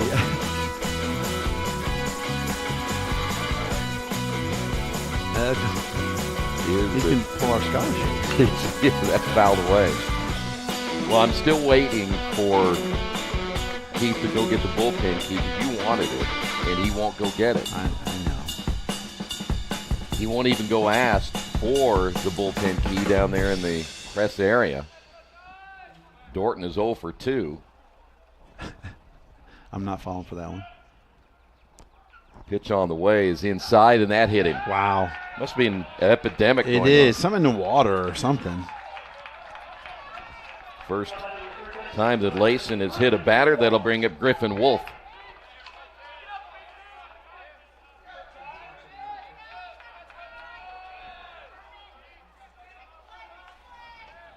Wolf is flown out and lined out in his 2 plate appearances as Layson misses low and inside. How many pitches we at with Layson? 67. Oh, wow. Efficient. Quick throw to first. Ooh. That is a nice move. You ever had a first baseman who, when he gets that ball, he just slams it down on you? I mean, you can't throw him out or anything. He's just laying on a hard tag. This one hit well in the gap. That's going to be extra bases. Dorton rounding third. The scoreless streak is going to be over here for Layson. It's now 5-1. The RBI double by Wolf. And the Ravens finally getting on the board here in the 6th inning. Stopsky will step to the plate. Stopsky 0 for 2. You get your big bat coming up with another runner in scoring position. Trying to make a dent, only the 3rd hit off of Layson. That was 14 straight scoreless innings for Layson against the Ravens, but that is now history. And all of a sudden, Layson looking hittable here in the 6th inning. The pitch, hit foul, good cut there by Stosky. Are the 2 runners thrown out at home plate going to come back to haunt Manchester? Because that's immediately what comes into my mind. If, as Anderson is starting to maybe chip away at this, those are 2 possible on the board you could have got, but he got thrown out of home plate. That's true. Another good cut and a foul ball. Well, there is nobody throwing in the bullpen, so they are counting on Layson to get the job done here in the 6th. And there's nobody in the pen for Anderson either. Good throw to second base, and Mariani laid on the hard tag, but the umpire right on top of it. You know who was really good at the hard tag and also the ball fake was Todd Helton of Colorado. Really? Oh, yeah. 1 ball and 2 strikes. Here's the pitch. He deked Matt Carpenter of the Cardinals so bad one time. Oh. Faked the throw. Carpenter stepped off the bag. Just walks over and tags him. You're out. Third base coach talking with the third base umpire. I think they're talking about the first base coach and how far he was outside the box. They like to keep you around the area if you can. Yeah. And he was way outside the box. Is it like basketball where you just got to be in the zip code? Yeah. Okay. 2-2 pitch. Hit foul. I don't know that I've ever, well, sometimes you'll see a coach that will stay in the boxes, but generally they're nowhere close. You think that box would be big enough, don't you? You would think. Now the coach down at third base, he's out of the box. Here's the pitch. I don't think it's a big deal as long as you're not, they don't want you looking to see if you can steal a sign or anything, too. You Right. get a different angle. I've seen a play. Have you ever seen a play where the runner coming around third and the third base coach is out of position and they touched each other? He's out. Yeah, that's right. Fly ball right field. That's going to fall in for a base hit. Cobb got a late start on it. And now runners at first and third. Still no outs here in the 6th inning. We talked about that earlier, how the sun now is angling toward right field, and maybe Cobb just never saw it coming off the bat. I kind of feel like that was maybe more Mariani's ball than Cobb's. I don't know. Yeah, it was. It's a tough one. Nice little duck snort out there. I love that, yes. We haven't had one of those yet, at least from you, anyway. Here's Brendan Tabor. Tabor 1 for 2, a double. It's all about the moment. It is. Layson's pitch, and he has not been the same. He was, again, almost unhittable in the first 5. Tabor got that double in the 4th inning.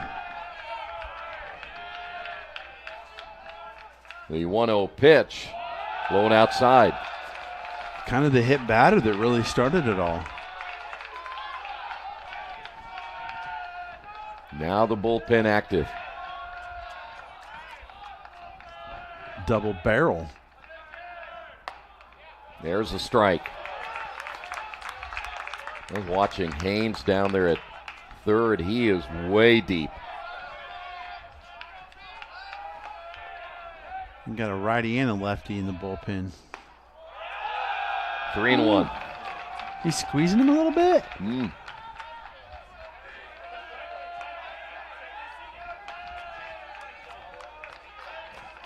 Stosky, a good lead down at first base. The throw to first, not in time. Oh, I guess somebody did find the bullpen key, though, for Manchester. They did? Yeah, because they've got him in there. Yeah. Good. Did you find one, by the way? 3 balls and 1 strike. The pitch. Oh, a good cut.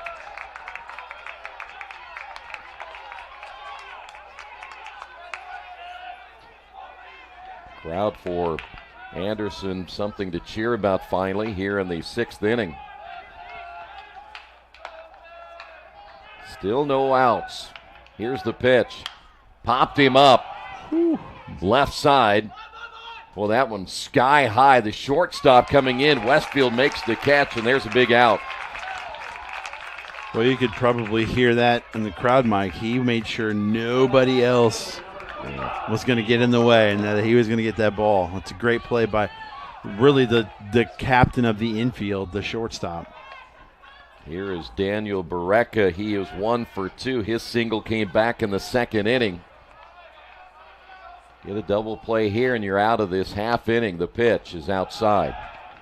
Berea with 2 huge defensive plays that have helped, throwing out runners at home plate from left field. Let's see if he can help this team offensively now. Pitch low and inside, 2-0.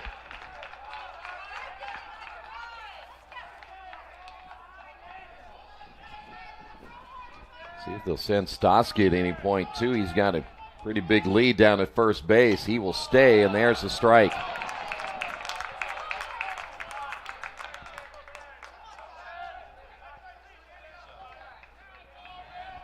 So far, the kind of game you'd expect out of the top 2 seeds who split during the regular season.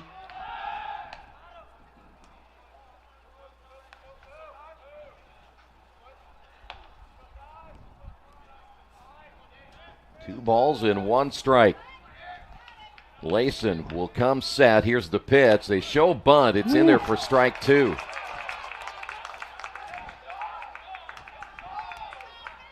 I'm not sure Berea, if that didn't make any sense there, did it? Yeah, well, the runner kind of took a couple steps towards home, then bolted back to the bag. 3-2.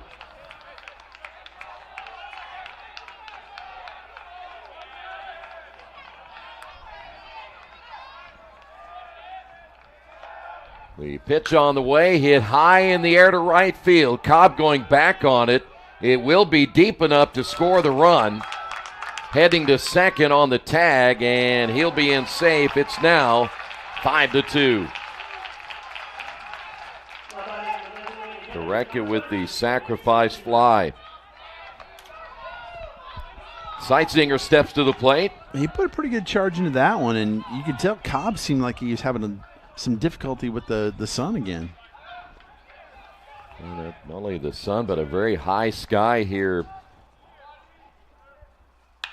There's a line drive into right field. That'll be a base hit. Cobb up and throwing. We have a play at the plate. The throw's off the mark. 5-3. Seitzinger first hit pitching, or should say first pitch hitting, as he picks up an RBI. And 3 runs in the inning, and that'll bring up Cody Jackson.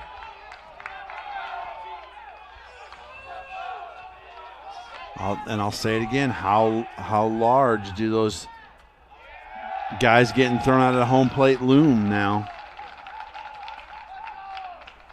So now a visit to the mound. Will there be a change here as Layson has struggled, and again, you said it, it started with the hit batter of Dorton. They gave up a double and a single.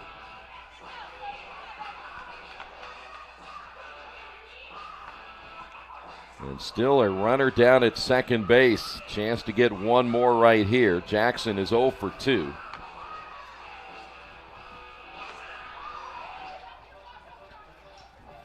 Home plate umpire will come out and break up the meeting.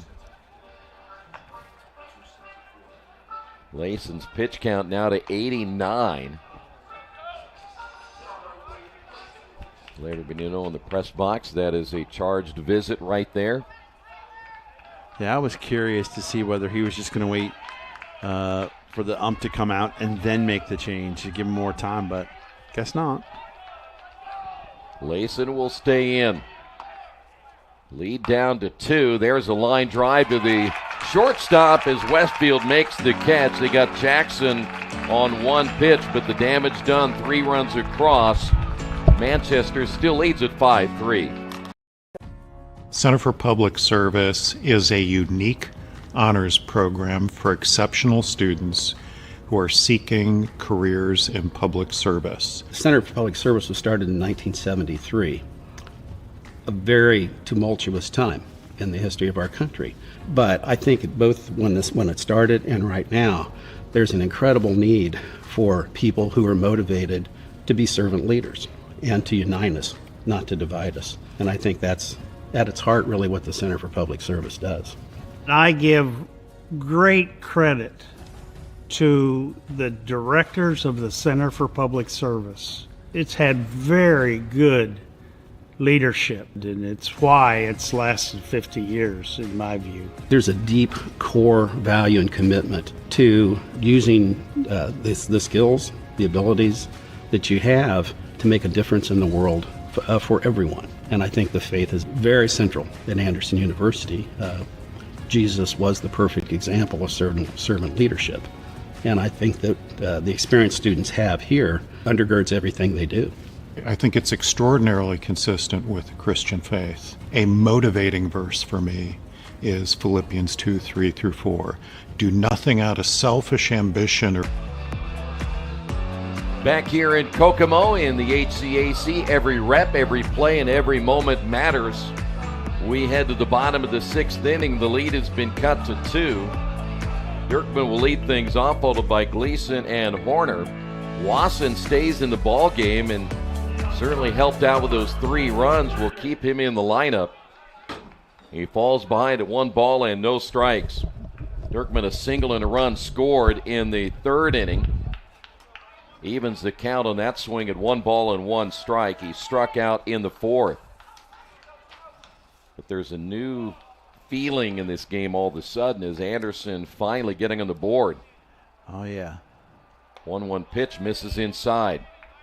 Now, I'm still surprised Wasson's back in there. I am too. Now, you do see someone with a ball in the Anderson bullpen. That one's going to be hit hard, but right at Berea in left field, 1 away. Here is Gavin Gleason. He has a couple of base hits tonight, 2 for 3, and a run scored. Berea has gotten a ton of action out in left field. Yeah, he's been very busy. Gleason, as you'd mentioned, the catcher and the leadoff hitters. That pitch is low and inside.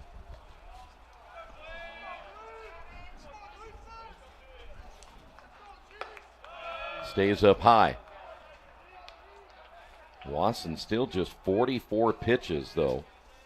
He came in the 4th inning. The 2-0 on the way, and it's low for a ball.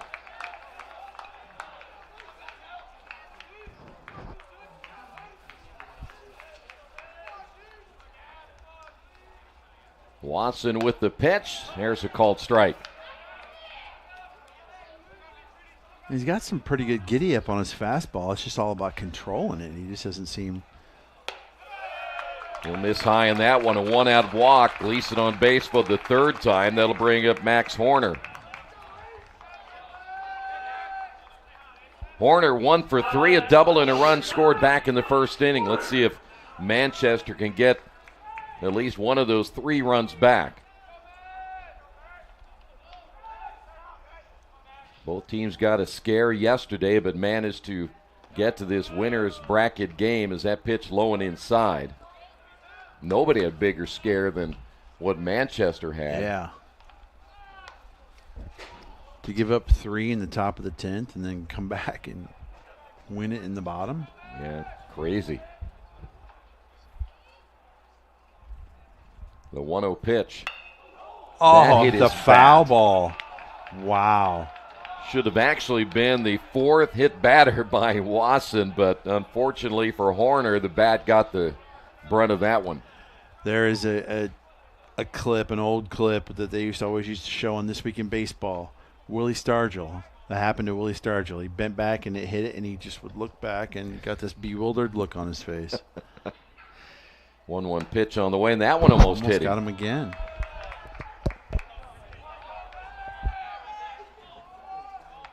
We have a kind of a submariner, looks like, warming up in the bullpen for Anderson.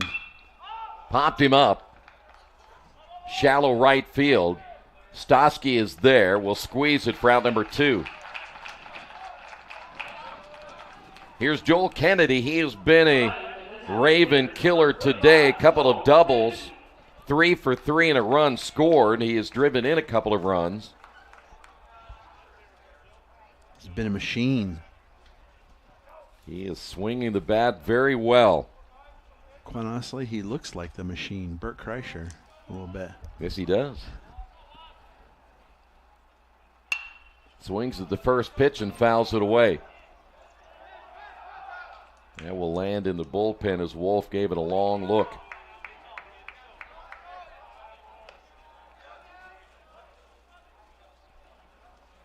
Graduate of Monroe Central. Kennedy. He Golden plays Bears, third, too. He plays third base, too. Yeah. He says first base, third base. There you go. I'd love to see him pick it over there.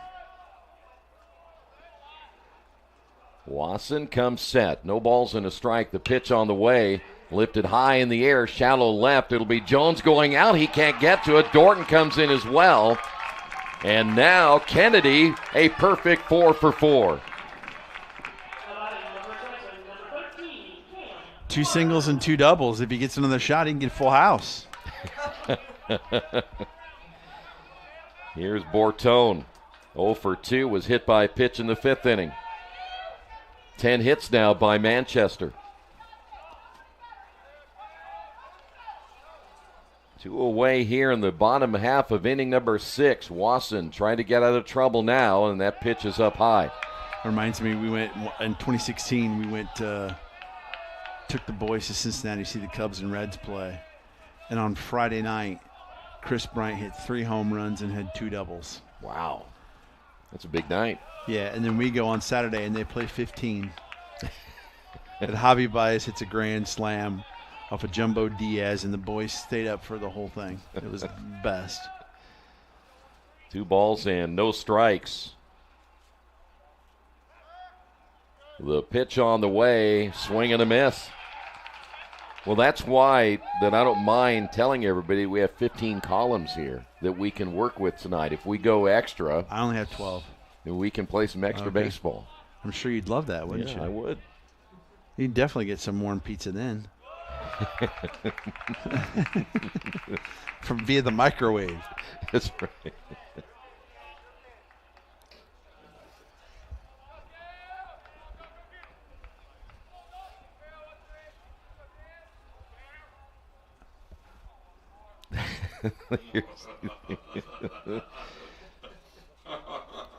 Here's the 3-1 pitch in there for a strike. I had to laugh a little bit because I knew the mic was off there.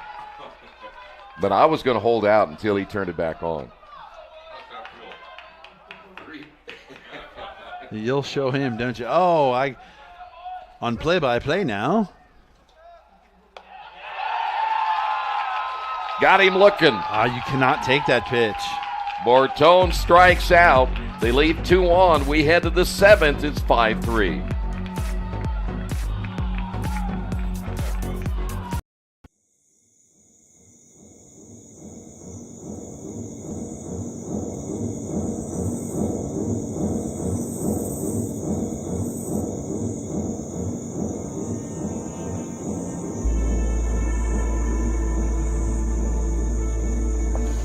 I really like coming into the studio at night.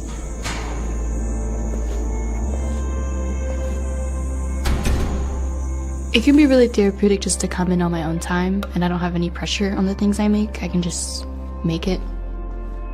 To me, that's where the best work comes from.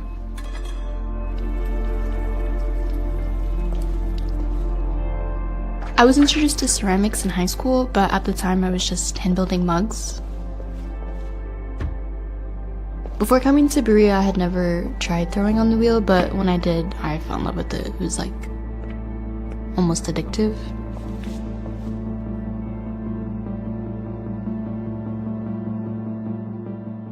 My parents both immigrated from Morocco, so I'm a first-generation American.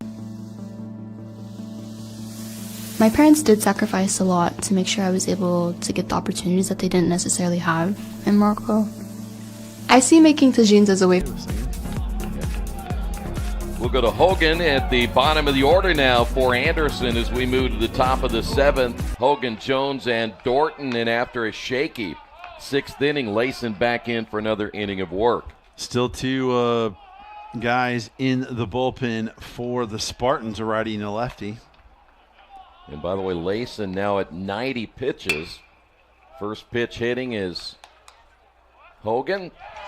And Westfield throws him out for out number 1. Well, a 1 pitch out's definitely beneficial. Back to the top of the order. Here's Jones. He is 0 for 1, couple of walks and a stolen base. Don't forget the Hampton Inn and Suites trivia question coming up in a moment. Ooh. Cut the tension with the knife. Are you feeling it? Or is that, like we said earlier? No, it's the heater. Yeah, okay. Or heartburn. That pitch didn't miss by much. 2 balls, no strikes. It must be ready to go. Here's the 2-0 hit foul.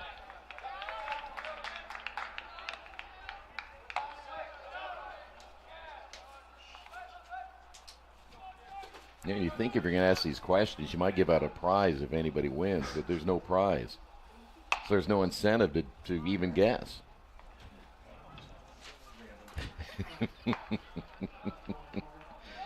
Now the 2-1 pitch. Off the end of the bat, foul. So are we going to ask him the question to see if Let's ask him one. Okay. Yeah, you got one. I got one. Yeah, I did. So we'll ask yours first, and then if you stump him, we don't have to listen to his. Okay. Here's the 2-2 pitch, high in the air. Right center field. Coming over is Dirkman. He'll make the catch, 2 away.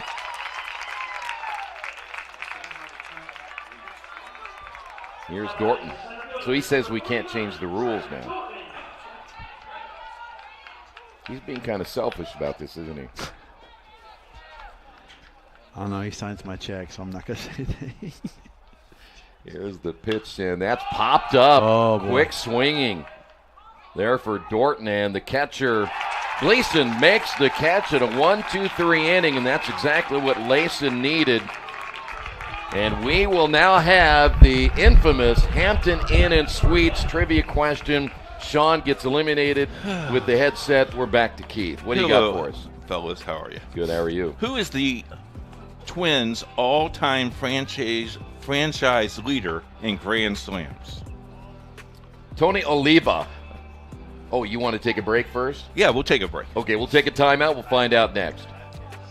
This is the hotel breakfast. It looked different online. Do you children like eggs? Here, they make your bones grow. It'll be fine. It's gonna be fine. All right, guys. Look alive. Is it fine, Daryl? I'm starving. When free hot breakfast can make or break your day, it matters where you stay.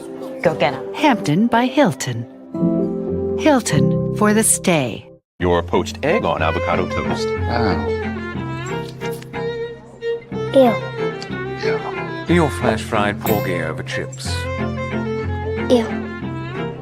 Your fresh main lobster with microgreens. When the only thing your 8-year-old will eat is waffles. She's fine. She's fine. Your waffles, milady. It matters where you stay. Yum. Enjoy. Thank you. Hampton by Hilton. Hilton for the stay. Are you ready to? Yeah, I'm ready. Go ahead.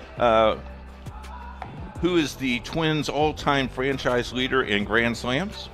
And we had a consensus, but Well, Chuck got it right, too. Chuck got it right. Yep. Harmon Killebrew. How many? 9. 11. Oh, I was close. Yep. I had 11 strikeouts on my football game once. Oh, boy. No, wait, you can't go anywhere. Aiden Shoemaker, the new pitcher now for the Ravens, and that pitch is outside. So earlier, you and I were talking about, one of Keith's earlier trivia questions is what teams have never won the World Series, and one of the answers was, Well, that's high in the air down the line, and it's going to get out of here. Rocco Haynes, hair and all, with a solo home run to lead off the bottom of the 7th inning. There's the long ball. Only the second one of the tournament. Very nice. No doubt about that one. Nice way for the Spartans to come back, get a run back. They now lead it 6-3. There's another look at it. Yeah, deep shot. Barreca thought there for a second he had it, but nope. So one of the 5 teams that had never made the World Series was the Seattle Mariners. Mm-hmm. And then I mentioned they are tied as Jackson throws out Westfield for most wins in a season from 2001. And you say, oh, yeah, Lou Piniella. Yeah. Well, twice in Major League history, a player has won Rookie of the Year and MVP in the same year. And Lou Piniella was one of them. No. No, he managed. So what was the question again? As we Two see players in Major League history have won Rookie of the Year and MVP in the same season. Carl Yastrzemski. Right team. Wrong person. Wrong Ted Williams. person. No. Well, no. Obviously the reason we think 2001 Seattle, that was kind of where the question came from. Right. So we're talking about somebody from Seattle? In 2001. Ken Griffey Jr. No. Rookie of the Year. Rookie of the Year. And MVP. The pitch on the way, hit well in the gap. That's going to fall in for a base hit. Mariani, his first hit of the night. Just got elected to the Hall of Fame. You're going to have to help me. Not from this country.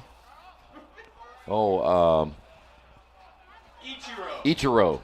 Ichiro Suzuki in 2001. The other was in 1975 for the Boston Red Sox.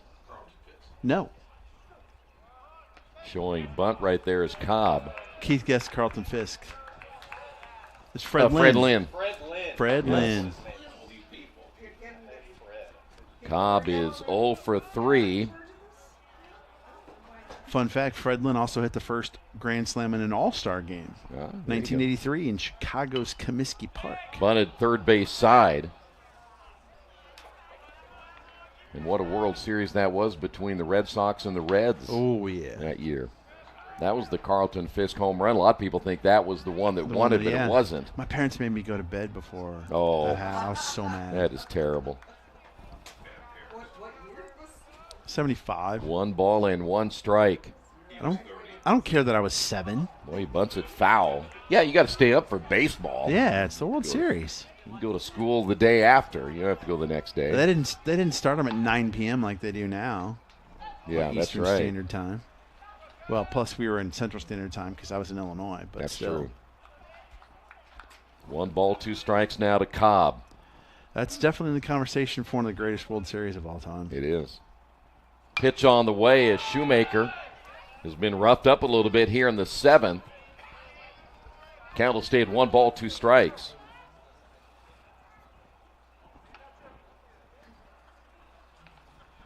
Manchester now with 12 hits.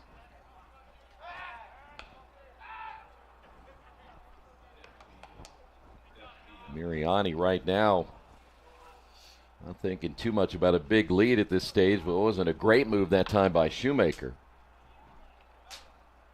Here's the 1-2. Right back through Shoemaker's glove, and it's going to be a tough play. The umpire may have gotten in the way there, too, as Hogan was charging in, and everybody is safe. Well, another thing, too, is if he doesn't deflect that and it goes through, I think Hogan can make the play on it. I agree. Here's Dirkman. Singled back in the third, scored 1 of 2 runs in that inning. He is struck out and lined out. But it's such a reflexive thing to go after it if it's near you. Still just 1 away, and the breaking pitch is outside. Well, in my lifetime, I have my top 4. I don't know if I'd have to think about a 5th one. World Series? Best World Series, yeah.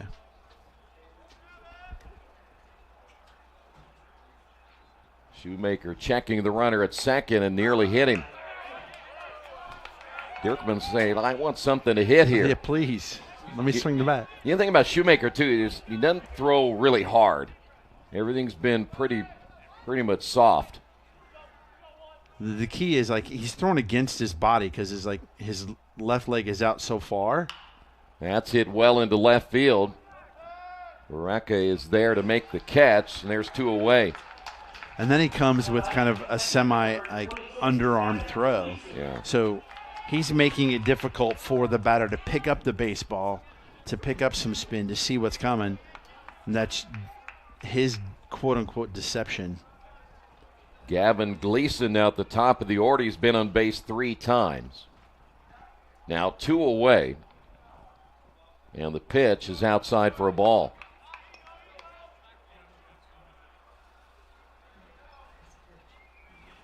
The Manchester bullpen is quiet now. There is a right-hander throwing for the Ravens.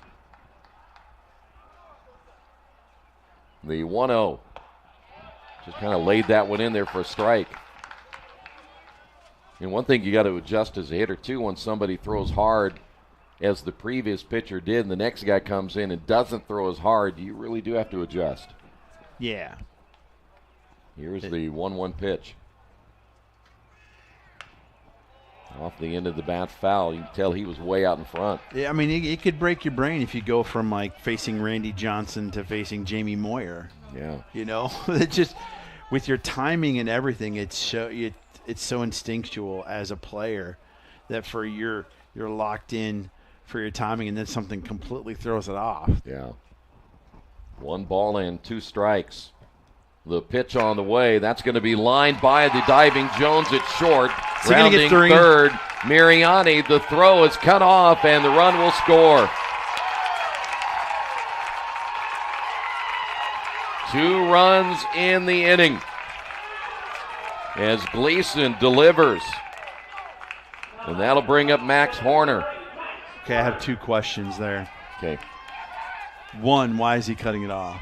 True. And 2, why does he hesitate throwing it once he gets it? That's a good question. I have no answer. Okay. For either one of them. Unless he was told to cut it off. I'm surprised. I'm surprised he sent him to be, Well, the Ravens are going to make a pitching change. 7-3 here in the 7th.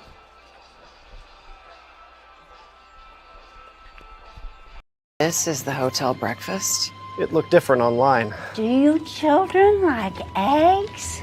Here, they make your bones grow. It'll be fine. It's gonna be fine. All right, guys. Look alive.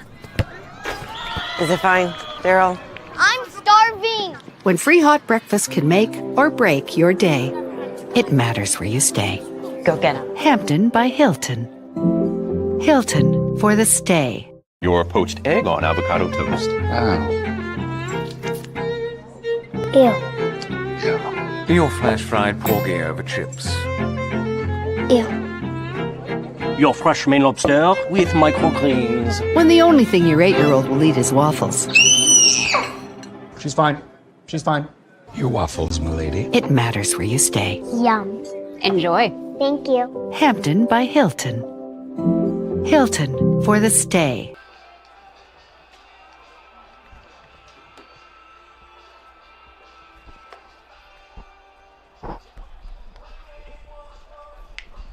New pitcher for the Anderson Ravens will be Drew Doty. He's out of Franklin. Franklin Community. Yes, he's a junior.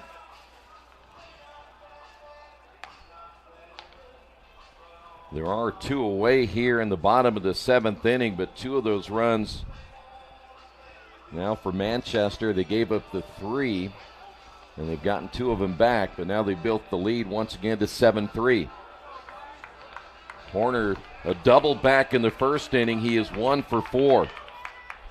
This is a tough situation for a manager, in my opinion, especially for the Anderson side, is you don't want this game to be blown open, but at the same time, like, you don't want to burn your best bullpen arms knowing you're definitely going to play again. Yeah. So that's kind of a slippery slope to manage, which why it isn't easy to manage in a game like this. Doty opens up with a strike.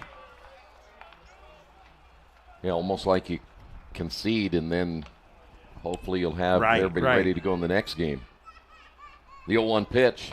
Breaking ball nearly got him. Somebody fell out there. Did you hear the kid? crowd? Yeah. Yeah. Or Keith's not here. Did he steal a foul ball from somebody? Here's the 1-1 pitch. Oh, and he got by Tabor. Runners will advance. And that'll be a wild pitch. Now Knock probably scores 2. 2 balls and a strike, and 2 away here in the 7th as Manchester trying to add to the 2 runs they've already scored. It started with that home run by Rocco Haynes. The pitch on the way is outside, ball 3. And by the way, you don't want to load him up because Kennedy's coming up here pretty soon. Oh boy, yeah. Yeah, he's on deck. A 4 for 4 day for Kennedy, and it misses low. Bases are loaded. Do you give him the Barry Bonds treatment? Josh Hamilton treatment? That's right. He doubled back in the first. He singled in the third. He doubled in the 5th. He singled in the 6th inning. So that means he's in line for another double if he's going to go like every other time. He should. Think he's going to swing at the first pitch? I bet he might if you give him a good one to throw. As this right-hander now struggling in his brief appearance, and he does swing at the first pitch off the end of the bat foul. Doty needs to be careful here. Yeah. Or this could get put out of reach real quick.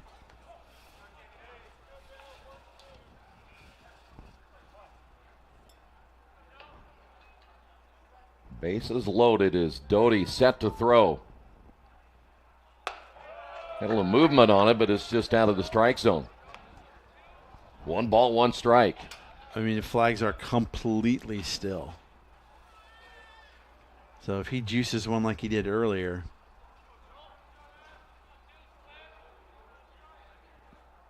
The 1-1 pitch hit him. Well, that's only 1 run instead of 4, I guess. That's true. This will be the 9th hitter of the inning now for Manchester. And they got the 3 bat, you know, just when you thought Anderson was getting some momentum with those 3 runs. Manchester gets them right back. And Doty may be done. New pitcher coming in for the Ravens. Manchester on top, 8-3.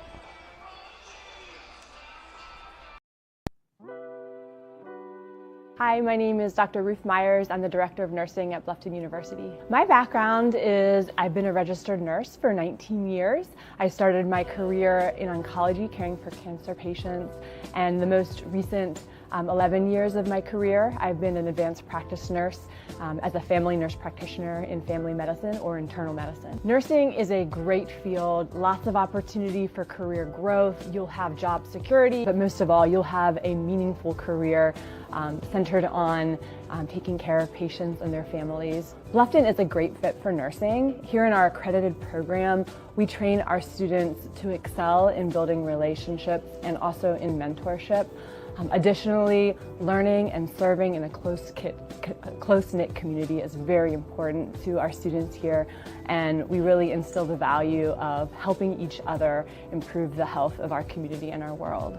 So our students get hands-on experience all 4 years in our nursing program, whether it be clinical observation in that first year, or in subsequent years going out into the community setting where students get to apply what they've learned in the classroom, applying that didactic material in a clinical setting in the surrounding community, which is extremely valuable in providing a baseline broad knowledge about nursing, setting them up for success in their career as nurses in the future. I'd love to chat with you more.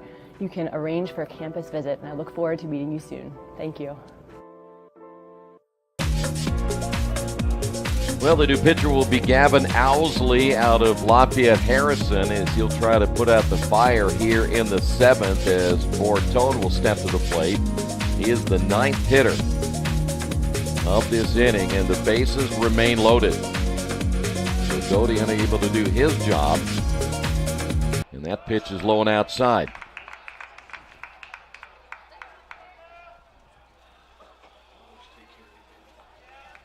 Rocco Haynes, who hit that towering home run, is on deck. He's hoping to get another chance.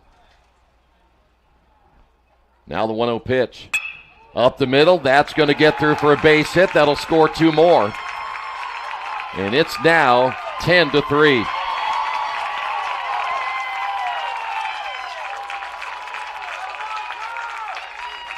So Bortone drives in a couple of runs. And now we'll go back to Rocco Haynes. I'm using an extra column now. Yes, you are. First time I think we've done it, right? That's if you look at all the games, we have not gone around in the order past the 9. So we're now to Rocco Haynes. Runners at first and second. Down the line, played by Jackson, steps on the bag, and that'll do it. But the damage done here in this half inning. Manchester leads it by 7.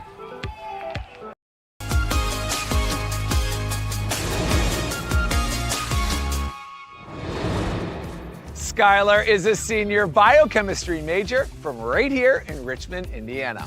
More than half of Earlham's student body studies away from campus at least once in their Earlham education. But many travel to multiple different cities or countries like Costa Rica and England as part of their Earlham education. Skylar, give us all the details. Take it away.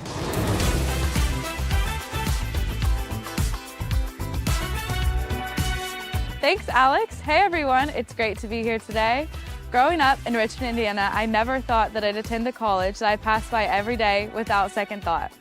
When it finally came time to choose a college, I chose Earlham College because of the great academic opportunities they had here, as well as I got to continue playing the sport I love, volleyball. Although Earlham College was right in my hometown, it took on a whole new meaning when I enrolled. Earlham has helped me experience new things like studying abroad in London. My time in London has been one of the highlights of my time at Earlham. I never thought studying abroad, especially in London, was possible because I thought it'd be so expensive. But with Earlham's guidance, it ended up being the same price as if I was studying on campus. I got to immerse myself in different cultures, learn in a totally different environment, and grow as an individual. I also participated in Epic for Athletes, where I got to travel to Costa Rica with my volleyball team, totally free of charge. The resources at Earlham, like the Study Abroad office and my academic advisors, were crucial in making these experiences possible. Their support helped me navigate my journey smoothly and decide which place was the right fit for me. Earlham's commitment to experimental learning. 10-3 your score, Manchester leading it by 7. We move to the top of the 8th inning. It'll be Wolf, Stosky, and Tabor in the air, kind of out of the balloon right now for the Ravens. Now one hit down the line and foul as Layson back in for another inning of work. We had a nice 1-2-3 inning in the 7th after giving up 3 runs in the 6th inning. Nice have to that really comfortable lead now. It's 7 runs. Well, this is a case of, hey, now we're going to stick with you because, like, we've burned you for this tournament, so if we don't want to waste any more arms. So as long as you're good and you're not going to go crazy and have a bunch of pitches, just finish this thing, and we're good. That one hit high in the air. Dirkman in center field, a few steps back, and now another sky-high shot there, one away. Here's Stosky. The only thing that stinks is, losing this game, you got to turn right around and play again. Yeah. When you're 12, I live for that, but now it's like, holy smokes. Pitch on the way. That's lined up the middle, and diving will be Westfield. He made the stop. Excellent play. Oh, my bad. It's 1 o'clock tomorrow. 1 o'clock tomorrow. Yeah. Infield single there for Stosky, but you're talking about less than 24 hours. Yeah, that is true. Well, yeah. Stosky, his second base hit. We were talking earlier, well, who is it that's played? Like Mount St. Joseph. Yeah. Like this will be their 4th game? Yep, they ended up. They lost yesterday to Transy. Yep. But they beat Transy, then they played. And then they turned around and played here. So they had played. They lost to Manchester. Yeah, lost to Manchester. So it'd be the 4th game coming up. Whew. Strike now to Tabor.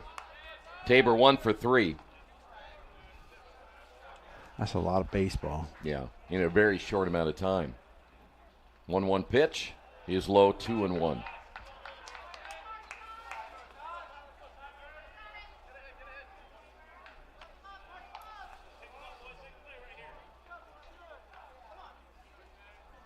The 2-1 pitch, snap throw to first, and nice job there by Bortone to knock it down. Otherwise, that may have ended up in right field.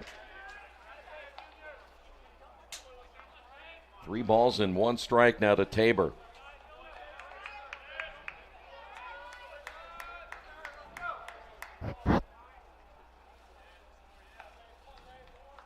The 3-1 pitch, and that's going to be low and outside, ball 4.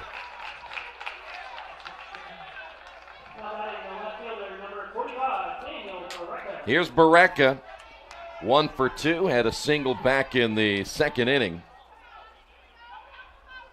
Layson now well over 100 pitches, so nothing close to what we saw Southern pitch last night for Anderson. There's a swing and a miss. I think we ended up at 171 by the time he was done. That's insane. Here's the 0-1. Now, what would be really insane is if he came back and pitched today. Yeah. Even tomorrow would be ridiculous. The 0-2 pitch, fouled away.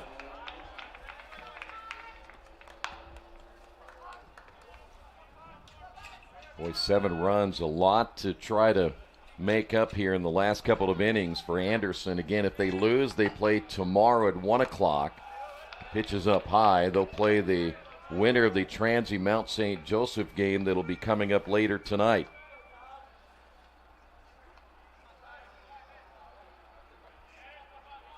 The 1-2 pitch, low and outside. Try to get that breaking ball over the outside corner and couldn't quite get it. What do you think of the helmet stickers? Not a big fan. That's football. All right. Yeah. I like the flat colors, though, that they've gone to. And matte finish. Is that what they call it? Yeah. 2-2 pitch, ripped foul.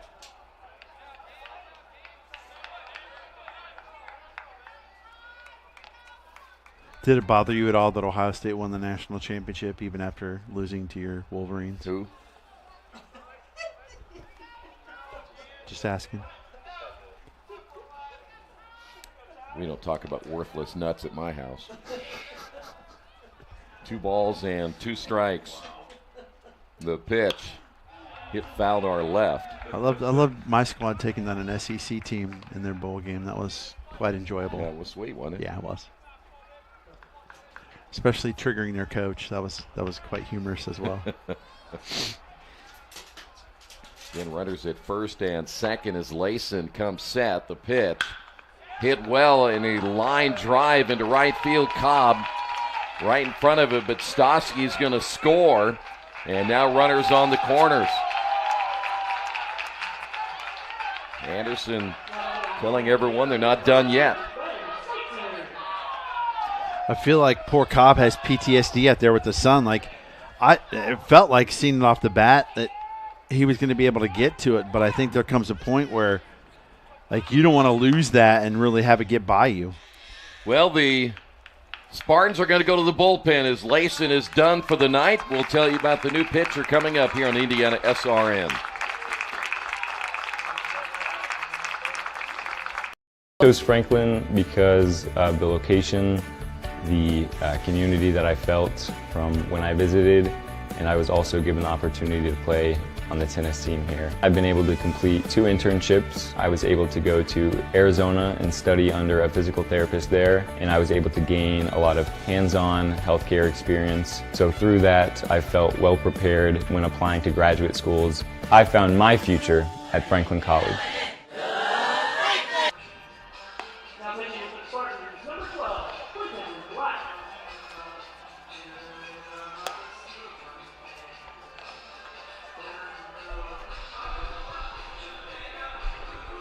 Quentin Black will take over as Layson is done for the night.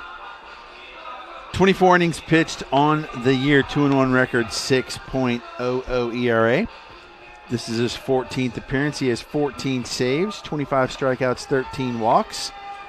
And, and opponents hitting 286 off of him. Well, he's going to try to put out any further threat. Anderson now down by 6. Seitzinger at the plate. We have runners at first and third, 1 away, 1 run across. Seitzinger had a single in the 6th inning, his only hit of the night. The pitch. Called strike. A little giddy up on that pitch. A little bit.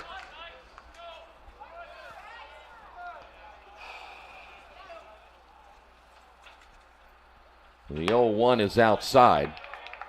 He's got a nice little slide step, too, to keep the runners close. So many of these guys pitch directly from the stretch every pitch. Oh, yeah. It's crazy. That's hit down the line and foul. So we'll go to 1 ball, 2 strikes. I mean, I guess that's one way to, you're so used to saying, oh, and now they got to pitch from the stretch. Well, take that away, that advantage. Exactly. Tabor at third, Berea at first. Good cut that time by Seitzinger as he fouls it away. I love it when the scoreboard goes to 1 ball and 3 strikes. Throws me off every time. The 1-2. Lined into right field, base hit, another run scores. Tabor crosses the plate, 10-5. They don't quit. 3 hits in the inning. Here's Cody Jackson. Jackson 0 for 3. Still just 1 out.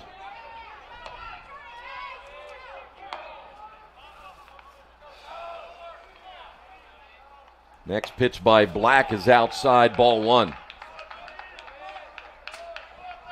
A lefty and a righty in the bullpen. Now for Manchester. Black's looking for a nice. Ouch. Oh, never mind. Well, he was looking for a nice serving of pitcher's best friend, but, hitting somebody isn't going to get it done. That is an epidemic going on today. We've seen a lot of that. I've never seen anything like it. Well, so Jackson takes one for the team. He's down at first base. That'll bring up Dylan Hogan. Hogan 0 for 3 in the number 9 hole. Now can Black get out of this big-time jam in the 8th? Hit up the middle. Knocked down by Westfield. He can't locate the baseball. Another run will score. Ate him up. That's a tough play. 3 runs across. And Hogan with a base hit. That'll bring up Charlie Jones at the top of the order. 10-6 your score. My goodness. Well, we had the first half was the pitcher's duel, and now it's score fest. Yeah. Are we perhaps? I won't say it. Jones is 0 for 2, and this one hit toward the shortstop, and it ate him up again. And they're going to hold the runner at third, but they get another run as Seitzinger scores 4 runs in the inning. And here is Trey Dorton. My. And we're going to go back to the bullpen as Black unable to get the job done here in the 8th. Tell you about the new pitcher coming up next. April 3rd, 1974, just before 4 p.m., a violent tornado ripped through a significant portion of the Hanover College campus. The storm was part of the famed super outbreak, which included nearly 150 confirmed tornadoes in 13 U.S. states and Canada during an 18-hour period. The outbreak, one of the most violent in recorded history, covered more than 2,600 miles, killed 330 people, injured more than 6,000 people, and left thousands homeless. In Jefferson County, Indiana, 2 F4 tornadoes killed 11 and left more than 300 with injuries. The college suffered $10 million in damage, more than $62 million in today's dollars, including 30 campus buildings and much of the lush forests and trees on campus. Despite the harsh impact of the disaster, a unique educational opportunity arose. Professor Emeritus of Biology Paul McMillan and Jonathan Bailey, class of 75, along with help from HE students, staff, and faculty, developed a method to study the regrowth of the trees in Happy Valley, a heavily wooded area on the eastern side of campus. The purpose of the study was to document the extent of forest destruction of the valley, to determine the immediate post-tornado condition of the woods, and to initiate a long-term study to document forest recovery. The original roots of McMillan and Bailey's study began in the 1960s during a series of class projects. Happy Valley. Well, it'll be Arturo Casas, who we have adopted after helping out in the tournament last year, and Arturo back in now for the second time in this tournament. Still just one away. Here is Dorton, and Casas' pitch in there for a strike. You talked about not having any team hit around yet, and now we're getting ready to do it for the second time. Exactly. Here's the 0-1. A little bit high. Arturo last year, when they didn't make the tournament, he was kind enough to help and kind of running everything that was going on, and need a little bit of help. He was there, and that's fouled away. 1 ball, 2 strikes. He is now a fan favorite of IndianaSRN.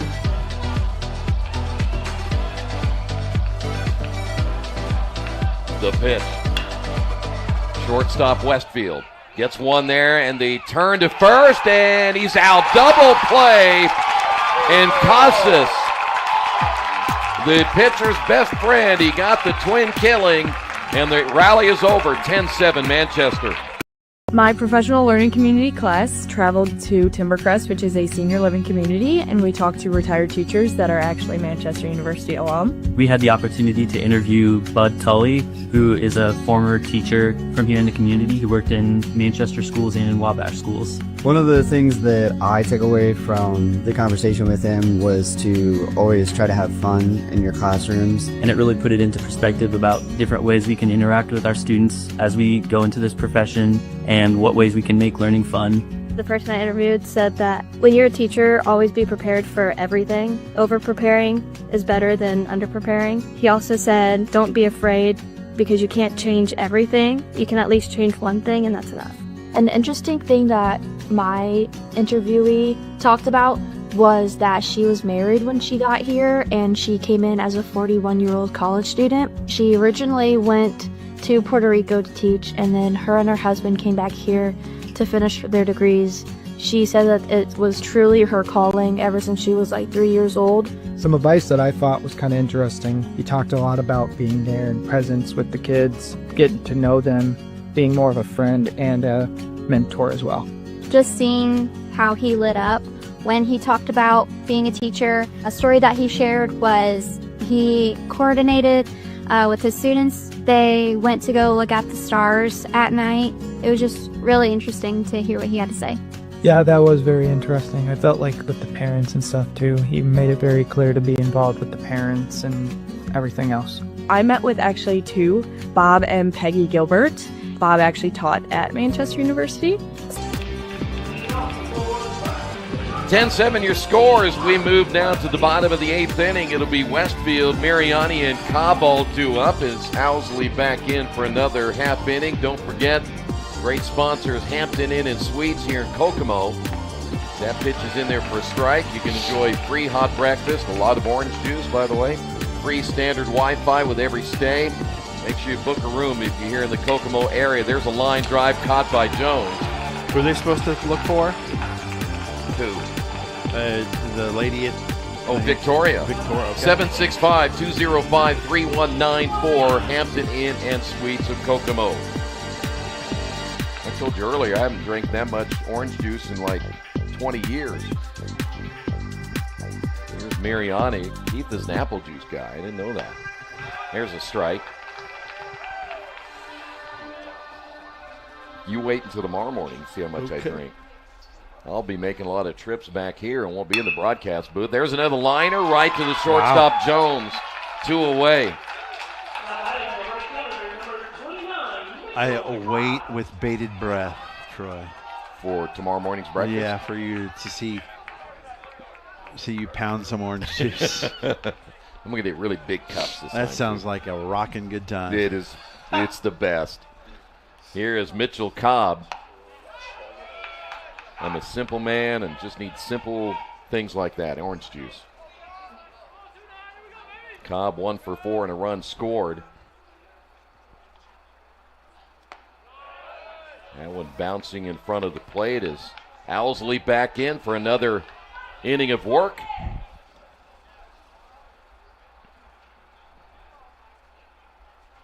Here's the 2-0 pitch. In there for a strike as we look ahead to the 9th inning. Wolf, Stosky, and Tabor. We're going to go 3, 4, and 5 in the Anderson order. Meat of the order.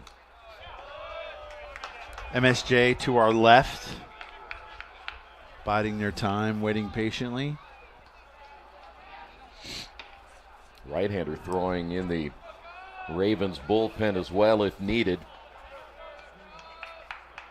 You lose this one, your season comes to an end if you don't manage to win in the losers bracket tomorrow, and that's tough. When you think about that, you could be one day away from the season being over. Yeah. Cobb will head down to first base. Here's Dirkman, the number 9 hitter. Justin Schossberger in the bullpen for Anderson. If Manchester wins, they will go to 28-12 on the year. Pitch way outside. Owsley not even close on that one.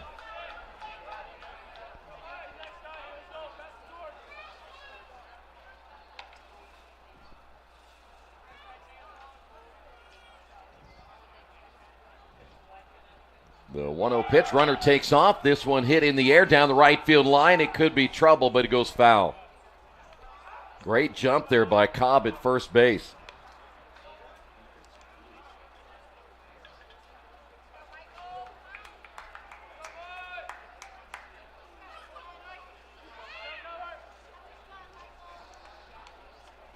Count is even at 1 ball and 1 strike. Dirkman got a base hit in the 3rd. He has scored 1 of the 10 runs tonight.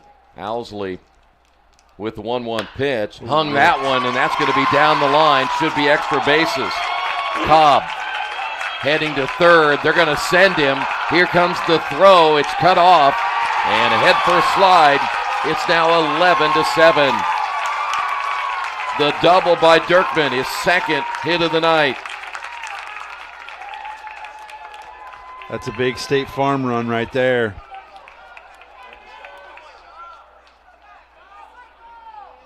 So now we head to the top of the order. Here is Gavin Gleason. He has scored 2 runs. Boy, you come back, you get 4 runs in the 8th inning, as Anderson did, and now Manchester answers the call for the 2nd straight time, but still a 4-run lead. And we're not done yet with 2 away and the runner at second base.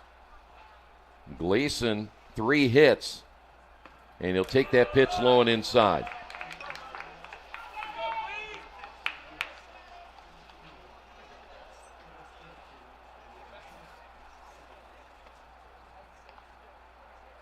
Gleason has been on base 4 of the 5 times he has appeared here tonight. Hit hard and knocking it down, Jones, but can't haul it in. Dirkman will score, and it's now 12-7. And they are stinging the baseball with Owsley out on the mound. Big time. Gleason now a 4-hit ball game. Here's Horner. There's another look at it as Jones made a gallant effort to try to get to it. Did get a glove on it, but couldn't knock it down as Horner steps to the plate. Had a double back in the 1st inning. Swings at the first pitch and fouls it away. Horner, a couple of runs scored as well. He is 1 for 4.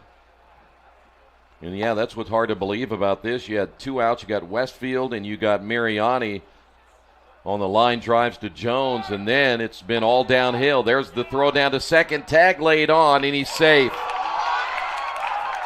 Oh my. Hogan came over to lay on the tag, and the umpire said he missed him. So Gleason with a stolen base. No balls and a strike now to Horner. You take a look at it right there. He got the hand in time. 5-run lead now for the number 1 seed Manchester. Trying to make it 6 right here. The pitch. That could be trouble. That's into center field. Unable to get it is Dorton. That's going to roll all the way to the fence. Gleason scores easily, and Horner in with a triple. He's thinking about the inside the park home run, but he holds up there. It's now 13-7. Well, I haven't said much because you mentioned like if Manchester wins, it's their 28th win. I'm just curious. Last year they were 16-24. Oh yeah, what a turnaround was Manchester, and in 2023 they were 22-20, but still that's a pretty good turnaround for 1 year. Well, Owsley, by the way, is done for the night. They have racked him around big time. We'll tell you about the new pitcher here on IndianaSRN. My name is Annika Ryan, and I am a CICU nurse at Children's Hospital. I graduated in December of 2022 as part of the Magellan program. I always knew I really liked the human body. I thought it was super fascinating, so I knew I wanted to do something in medicine, and I landed on nursing because I loved that it intersected like art and science, getting to be with people, but also getting to learn while I was doing it. Every day looks so different, which is part of why I love doing what I do. Helping parents hold their child for the first time or getting in an outfit. Sometimes it's taking kids to the OR, getting them back from the OR, drawing labs off of lines. I think the 2 things I would say is number 1, find a mentor, like find someone who has been doing this a few years longer than you have. And then 2, like ask all the questions. There's no stupid questions. The more you ask, the more you'll learn, and the more the people around you will respect you. I would say Dr. McPherson, she was like the head of the program when I was there and was also my PEDS professor. The Magellan program is very stressful, very high stakes, and Dr. McPherson was just always reminding me to take a deep breath and just do what I could do. She really helped me along, and then even after I graduated, I feel like she believed in me when I didn't believe in myself. Knowing that I have the confidence and the knowledge to back what I'm saying is really helpful, and to have hard conversations or feel uncomfortable, I feel like Dr. McPherson and the Mount really prepared me for that professionally. Being able to bring like a lighthearted sense of what children's is and the care that we provide. I think Dr. McPherson did a great job of modeling the intersection of those two things, and that boded really well for me as I became a nurse here. The Mount really prepared me to like reach new heights, to aim big. I'm learning so much and have so much to owe to the Mount for the way that they prepared me to do my job here. Thank you, Mount St. Joseph University, and go Lions. Well, Joel Kennedy will step to the plate. The new pitcher is Eli Ketterer out of Noblesville. 3 runs here in the bottom half of the 8th inning, as Manchester has gotten 3 of the 4 they gave up in the top half of the 8th inning. Been a wild finish to this one. That pitch is inside. 18 base knocks will get you somewhere.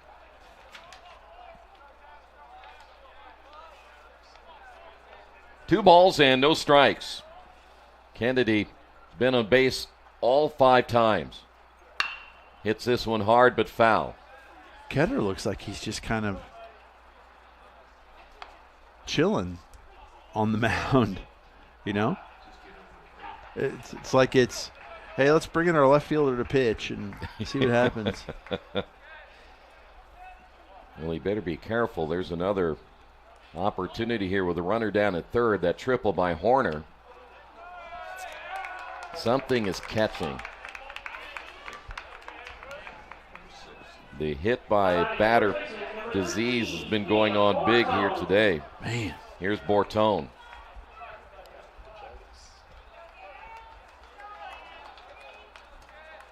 So how about Kennedy on base all 6 times? Hit twice, 4 hits. That makes his OPS what? A big. Makes his on-base percentage perfect. Yes, 1,000. So now Ketterer ready to go to work. Runners at first and third. It's been a long half inning again. Pitches outside.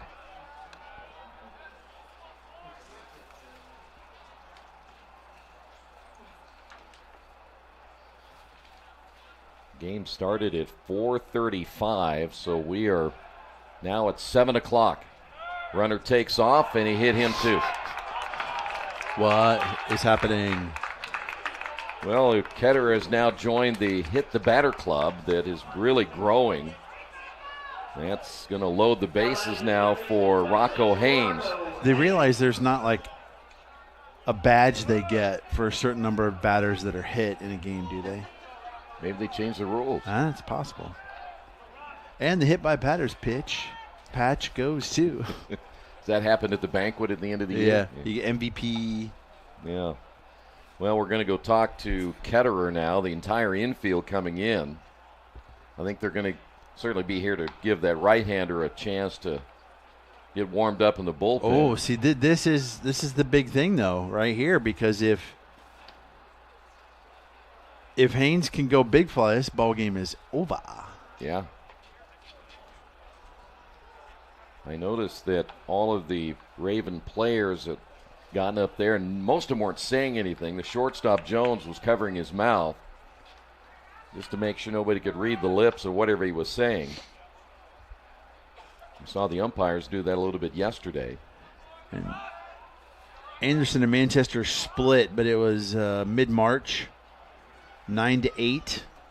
Anderson lost, and then Anderson won 8-0. All right, don't go away. Ketterer is out. New pitcher coming in for the Ravens.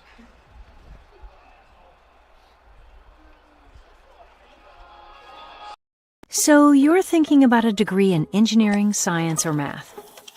You probably have a lot of questions. Will it be difficult? Will I be part of a community?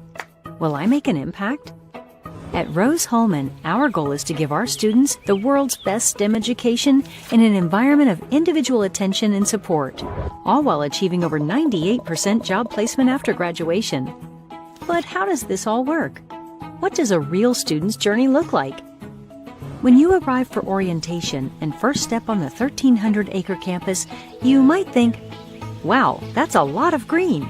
Or, is their mascot really an elephant? While orientation is about answering some of these questions, yes, our mascot is indeed an elephant. Your first year at Rose is all about building community. First-year students are required to live on campus, studying together with the academic community. So you'll be making new friends at nightly floor dinners, weekend trips planned by the RAs, or special events like the Greatest Floor. You'll even get to build the famous homecoming bonfire. Each hall floor has a sophomore advisor who assists with campus organizations and homework questions, as well as an RA who provides hall education programs and promotes campus-wide events. Both will help you transition smoothly from high school to college life. During your time at Rose, you'll be collaborating with other students in a diverse array of clubs, intramurals, and out in the community. You might be in the 40% of students that play a sport, or the third that are involved in fraternities and sororities. Classes are small at Rose-Hulman, so each of your professors will know you by name, whether it's in a major specific class or while studying the humanities, social sciences, and arts. Did we mention you'll be collaborating with your classmates here as well? Education isn't just all about your coursework, though. We believe in putting your knowledge and skills to work in a real-world environment. Over 90% of all Rose-Hulman students have at least one. Rocco Haynes, you see him right there. He got things started big time with that towering home run back in the 7th inning. As the new pitcher Jackson Clifford out of Muncie went to Cowan High School, knocking it down is Jackson, but he can't make the play, and he may have taken a shot too. Did he get it in the face? Certainly looked like it did take a hop on him, and he went down. Made a great effort just try to get back to that baseball, but that was well hit by Rocco Haynes. They're going to check on him. Taking another look at it. Yeah, I think it did get him.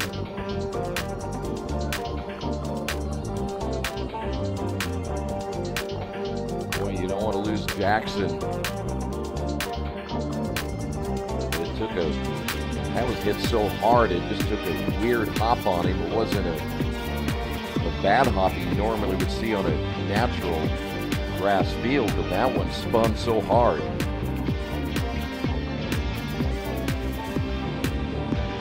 If he had the sunglasses on, Sean, it may have. Oh man, as a long time glasses wearer, it hits the side of the glasses and then your nose. Oh yeah, feels like you break your nose. Looks like he's going to be okay, which is good news for Raven fans. He'll stay in the ball game. We will go around. In fact, we just went past the 9th hitter. We're going to go to number 10 now here in this 8th inning. Second time that Manchester has gone around plus. Here is Alex Westfield. Did they put that run on the board? That is 19 hits now. Westfield lined out to start this half inning. He'll take that one for a strike. That is what is, again, just fascinating about this game. You got Westfield, you got Mariani. You thought, boy, it's going to be a quick half inning, and the next thing you know, here we go. It's 14-7. Am I crazy? 1, 2, 3, 4, 5, 6, 7, 8, 9, okay, yeah, 10. there it is. All right. 14. I didn't see it on the scoreboard up there. 1 ball, 1 strike.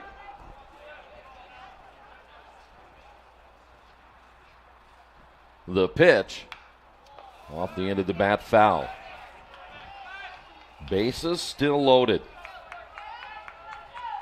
Haynes, Bortone, and Kennedy all on base. The crazy part is, too, this is all with 2 outs. Yes, it is.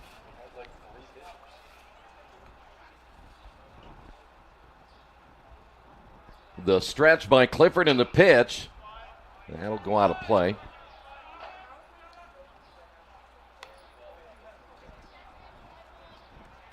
For the crowd for Anderson really quiet now. They just have had a rough time here this evening, climbing uphill all night long. And get close, and then down the line, foul. We'll stay at 1 and 2.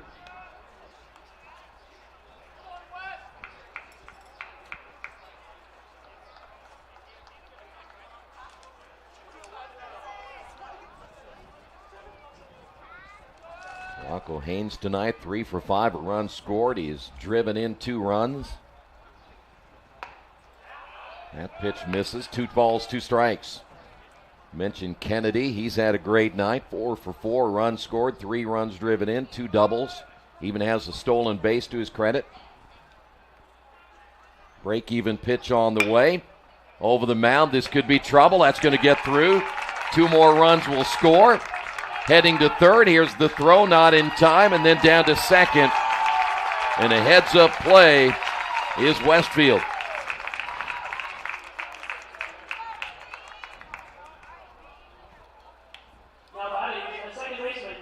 I think they're sending a message to Anderson that if we come back and see you again in the championship round, guess what? Holy cow. Here's Mariani. They're intentionally walking him. We're going to go ahead and pitch to Mitchell Cobb. That's the first intentional walk we've had in the tournament. That's crazy, because now a walk ends the game. Well, Clifford will have to do a great job here to try to make sure it doesn't end, as Cobb only 1 hit so far tonight. He scored a couple of times. So he's 1 for 3. Can you imagine if as far back as third baseman's playing, just lay down a bunt? There's a strike. He might need to run to first and keep running all the way out of the stadium for security to get to him. No balls into strike now to Cobb. That one off the end of his bat. Slow roller to the second baseman, Hogan, in the half inning. Finally over. We head to the 9th inning. 16-7 your score. My name is James Wagner, and I teach biology. My name is Kurt Godey, and I teach sculpture, photography, video, and community engagement through the arts. I'm Peter Fossel. I teach philosophy, PP&E, and film studies. The emphasis on teaching at Transylvania is rare these days. At many universities, the focus is on professors doing research, giving talks, but at Transylvania, the students come first. When students take a class with me, I hope what they get out of it is to understand problem solving and understand that there's value to first figuring out what a problem is, and then secondarily figuring out how to address that problem. One of my goals in my class, and I think it's distinctive, is that I call on every student, engage in every student every day. And I work really hard to create an environment where the students feel comfortable. One of my favorite moments is when I call on a student to sort of comment on some data we're looking at or comment on this concept that we're exploring. And for that student to say, you know, I don't quite understand that. Because that tells me the student is comfortable enough to sort of reveal their lack of understanding in a way that we can all then say, yeah, okay, let's see if we can figure out why you're not understanding it. Teaching isn't just about conveying information or in teaching skill.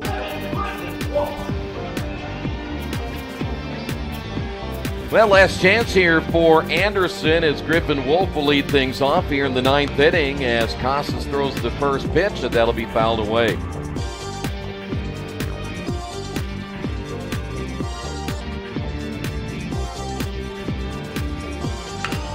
Hit well into right field.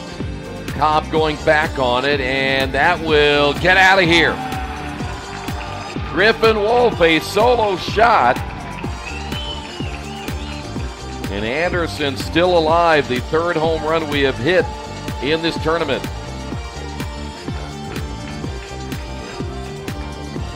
So here is the number 4 hitter, Stosky. A couple of hits for Stosky tonight. Boy, he gave this one a ride. That was a great swing there by the left-hander. That was very nice. Well, we've had a combined 24 runs. We've had a combined 30 hits. We're probably close to double digits in hit batters.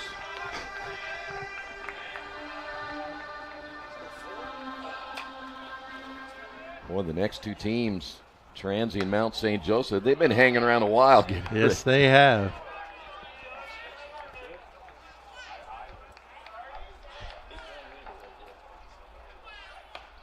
Rio in there for a strike.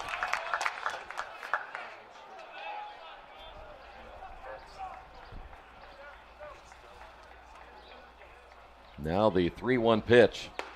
He lost him.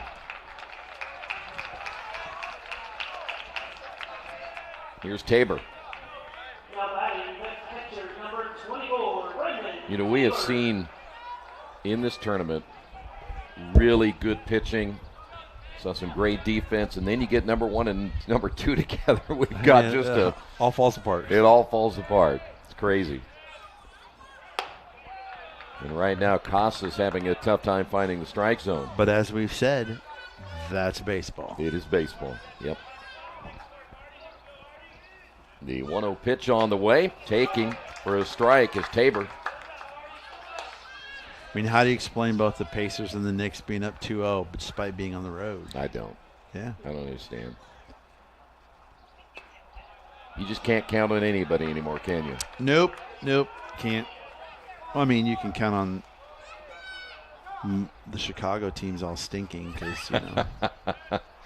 2-1 pitch, lined in left field, base hit. Oh, jeepers. Well, I don't know about you, but only 8 more and we might have extra innings. Here's Berea. Did I hear somebody say something about LeBron James? I did hear, hearkening back again to the Reggie Miller podcast, he said there's a distinction. He said LeBron has had the greatest career because it's been so long and he's still at a high level.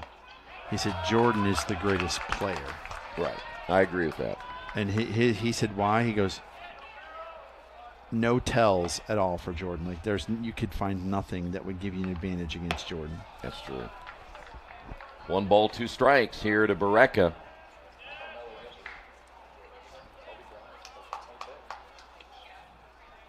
There are still no outs. There's one. Berea caught looking.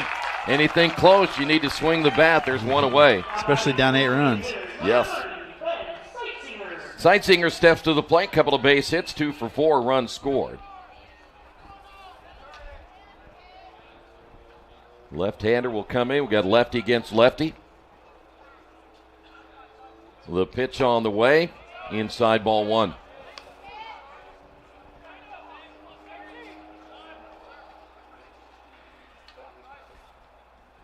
Anderson loses this. They play again tomorrow at 1 o'clock. Fly ball, center field. Dirkman didn't see it right off the bat and then comes in, slides, and makes the catch. Nice recovery there for Dirkman. 2 away. Here's Cody Jackson. So Jackson, the last hope now for the Ravens. That's a pinch hitter. Oh, so Jackson is out. Ben Brown. And that's number 28. So Ben Brown will pinch hit for Jackson. He just pitched the other day in Chicago. That's pretty impressive. Swing and a miss.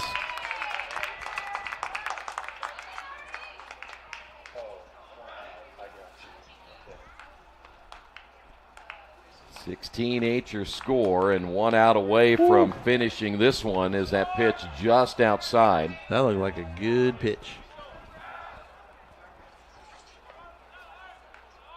Here's the 1-1. Boy, the big question, and it'll be answered tomorrow, is how much pitching does Anderson have left, because they used a lot of arms tonight. A lot of arms. Here's the 2-1.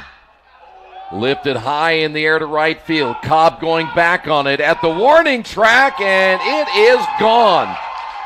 Wow. Brown, a 3-run home run, a pinch home run. And we're not done yet, folks. Second home run of the inning.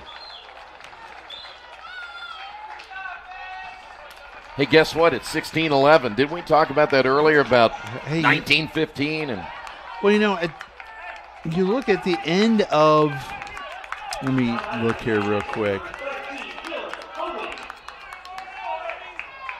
Through the first 5 innings, not only had Anderson not scored, they had like 1 or 2 hits. Yeah. And now they've got 12 hits and 11 runs. That's baseball, huh? You aren't kidding.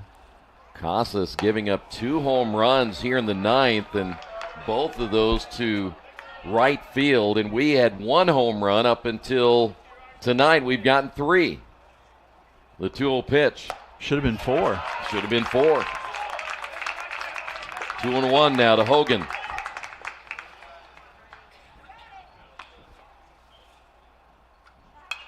Hit foul. By the way, in our contract, anytime that we do a combined 20-plus runs, we get an extra $300. We do? Yeah, per game. Oh, man. It's great. 2-2 pitch, swing and a miss.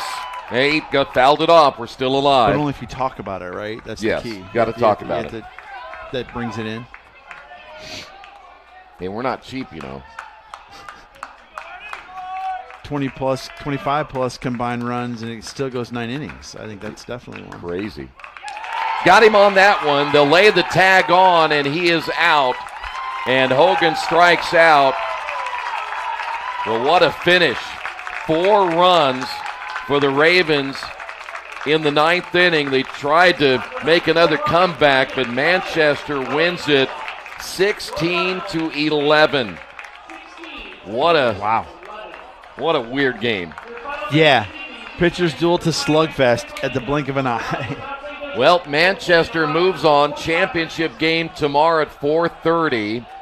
Anderson will move to the losers bracket now. That's a 1 o'clock start time, and now they wait and see who they'll get between Transylvania and Mount St. Joseph, which is coming up next. Speaking of waiting, they've been waiting for quite a while. You can see they're already trying to get down into the dugouts and, hey, we want to get warm. We're ready to play this game, but they still have to wait 45 minutes. So. All right, don't go away 45 minutes. Next game coming up, Manchester wins it 16-11.